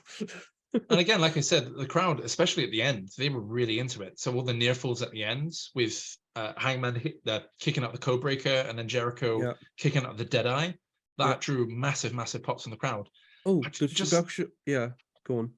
I just think the match could have been shorter, like a 10, 15. I get it's the world title and you want to go big, but a 10, 15-minute match would have been absolutely fine, I think. Yeah, it would have been fine. Plus, they need to take Jericho's condition. He needs to be realistic. He can't go right now, not at the level he wants to. Not for a 25-minute match, no. No. But I will say, it was interesting. I was saying Paige, his repertoire of moves isn't refined yet. He did a Russian leg sweep, right, which was really weird. And then he did, was it him that did an avalanche net breaker as well? I can't remember. Okay, but the other thing he did was the buckshot lariat. And obviously, if you hit the buckshot lariat now, that's it. It's done pretty much. But here, he decided to follow up with a dead eye, as if dead eye was the finisher, which obviously now it's more of a signature move. Well, I kind of think that just went into, because the commentators actually beat this up. The Deadeye isn't his finisher. It is definitely the buckshot lariat. Okay. But this is where I think that there was good storytelling in that Hangman, he hit the buckshot. He should have pinned Jericho right then and there because he would have got the 1, 2, 3. Yeah. But instead, he showed kind of an immaturity and kind of shown that he wasn't ready to actually be the world champion. Immediately tries to get Jericho up to hit the Deadeye to try to end him completely. Yeah. When Jericho capitalizes, hits the Judas effect. An 1, 2, 3. Judas effect. And we've got a new world heavyweight champion. Yeah. Jericho. Yeah. Damn. There it is. Thank God this is the end of the Painmaker gimmick, because Jericho now will be Le Champion. And he's awesome as that. I know. Yeah, he is awesome. I really really hope we get a little bit of the bubbly. I hope to God we get that in this podcast. If we don't, I'm splicing it in right at the very end. But I was going to say, the code breaker is such an amazing counter move. Yeah. Like, in various matches, he's used in different ways, but it's just such a good counter move. Yeah. And then the other one was the Judas effect he hit was so good. Like, came out quickly, and it was just, perfect Judas effect. Like, it felt like Hangman wasn't going to get back up from it. Oh, yeah. As soon as he was hit, that was it, and it was over. Yeah. Like I said, I thought it was a decent enough match, but... Yeah, too long. I couldn't agree with that. Too long. And slow it paced, went on yeah. for too long. Inconsistencies from the ref. My eyes shouldn't have been main event, but I can understand why it was. Yeah, I mean, in terms of it it has has to to be. be main There event. was no choice. It has to be. It had its moments, and I enjoyed it, and obviously I enjoyed it from a retrospective point of view as well. So I wonder if I was watching it as just a match, how much I would have liked it. But guys, that's it. That's 4 pay-per-views down. And I'm out of it. That's 4 pay-per-views down at the 5 that we're looking at in 2019. So where would you rank this one? Damien, you up first. Where would I rank this one? It's a tough one. Really? Really? Yeah. For me. It was a decent pay-per-view. Really good pay-per-view. But not better than Double or Nothing? Oh, no, it's better than Double or Nothing. I'm just trying to think what order I put them all in that I've watched so far.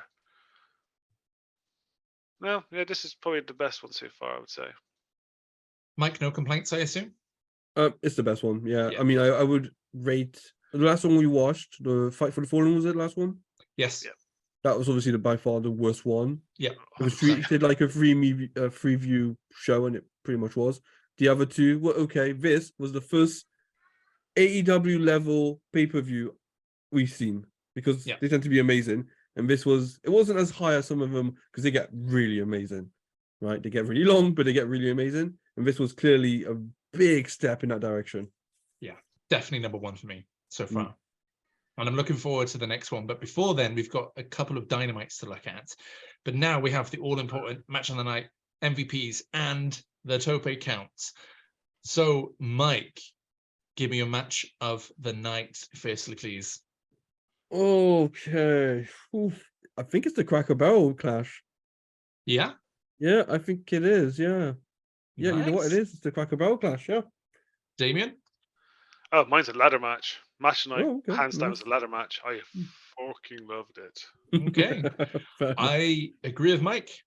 It was my match of the night. I was going to give it to Private Party and Angelico Jack Evans, because I think that match surprised me as to how good it was. I couldn't give it to Pac and Omega or the ladder match, because I just expected those matches to be amazing. Yeah, we know what they're capable of. And they were, yeah. And the ladder match was good, but again, that steel cage match that they'll have is just a step above it. Yeah. But yeah, the Cracker Barrel match was the one for me that I was impressed with the most. Damien, your MVP. Darby Allin, man, he killed himself. I mean, he literally killed himself. did kill himself. Mike. This is a much harder one, actually. You know what? I'm going to give it to Arn Anderson. Give it to Arn. Yeah, I'll give it to Arn Anderson. Yeah. Well, I can't think of. Yeah. Go on. No. Yeah, I can't think of anyone who any wrestlers who I think specifically outshined another or did better than they would have expected. But Arn surprised me, so he gets it. Fair enough. Mine's actually Janela. Oh. Janela, who Mike hated before this podcast, is actually my MVP in this, because I think he carried that match. Darby did kill himself, but I mean, it's not. It's a weird thing to credit someone for, is what I would say. I mean, diving off of the top rope onto some steel steps and missing your opponent, I don't think is, match MVP for this pay-per-view. It's so weird. He missed a lot of the things he did, obviously pre-planned in advance, but I think Janela carried that match, and it was my match of the night, so I think it's a no-brainer for me. Well, hang on, with no context, it looks like that Janela done like a moonsault onto nobody. Janela, yeah, that's true. That did happen too. If you want to go back that route. Janela did also do a monkey flip over Havoc whilst still sitting on a steel chair. Yeah, so there is that. All right, do you know what, Janela? Then you can have Janela. Janela did carry that match. There's no way around it. But yeah, you can keep your Derby.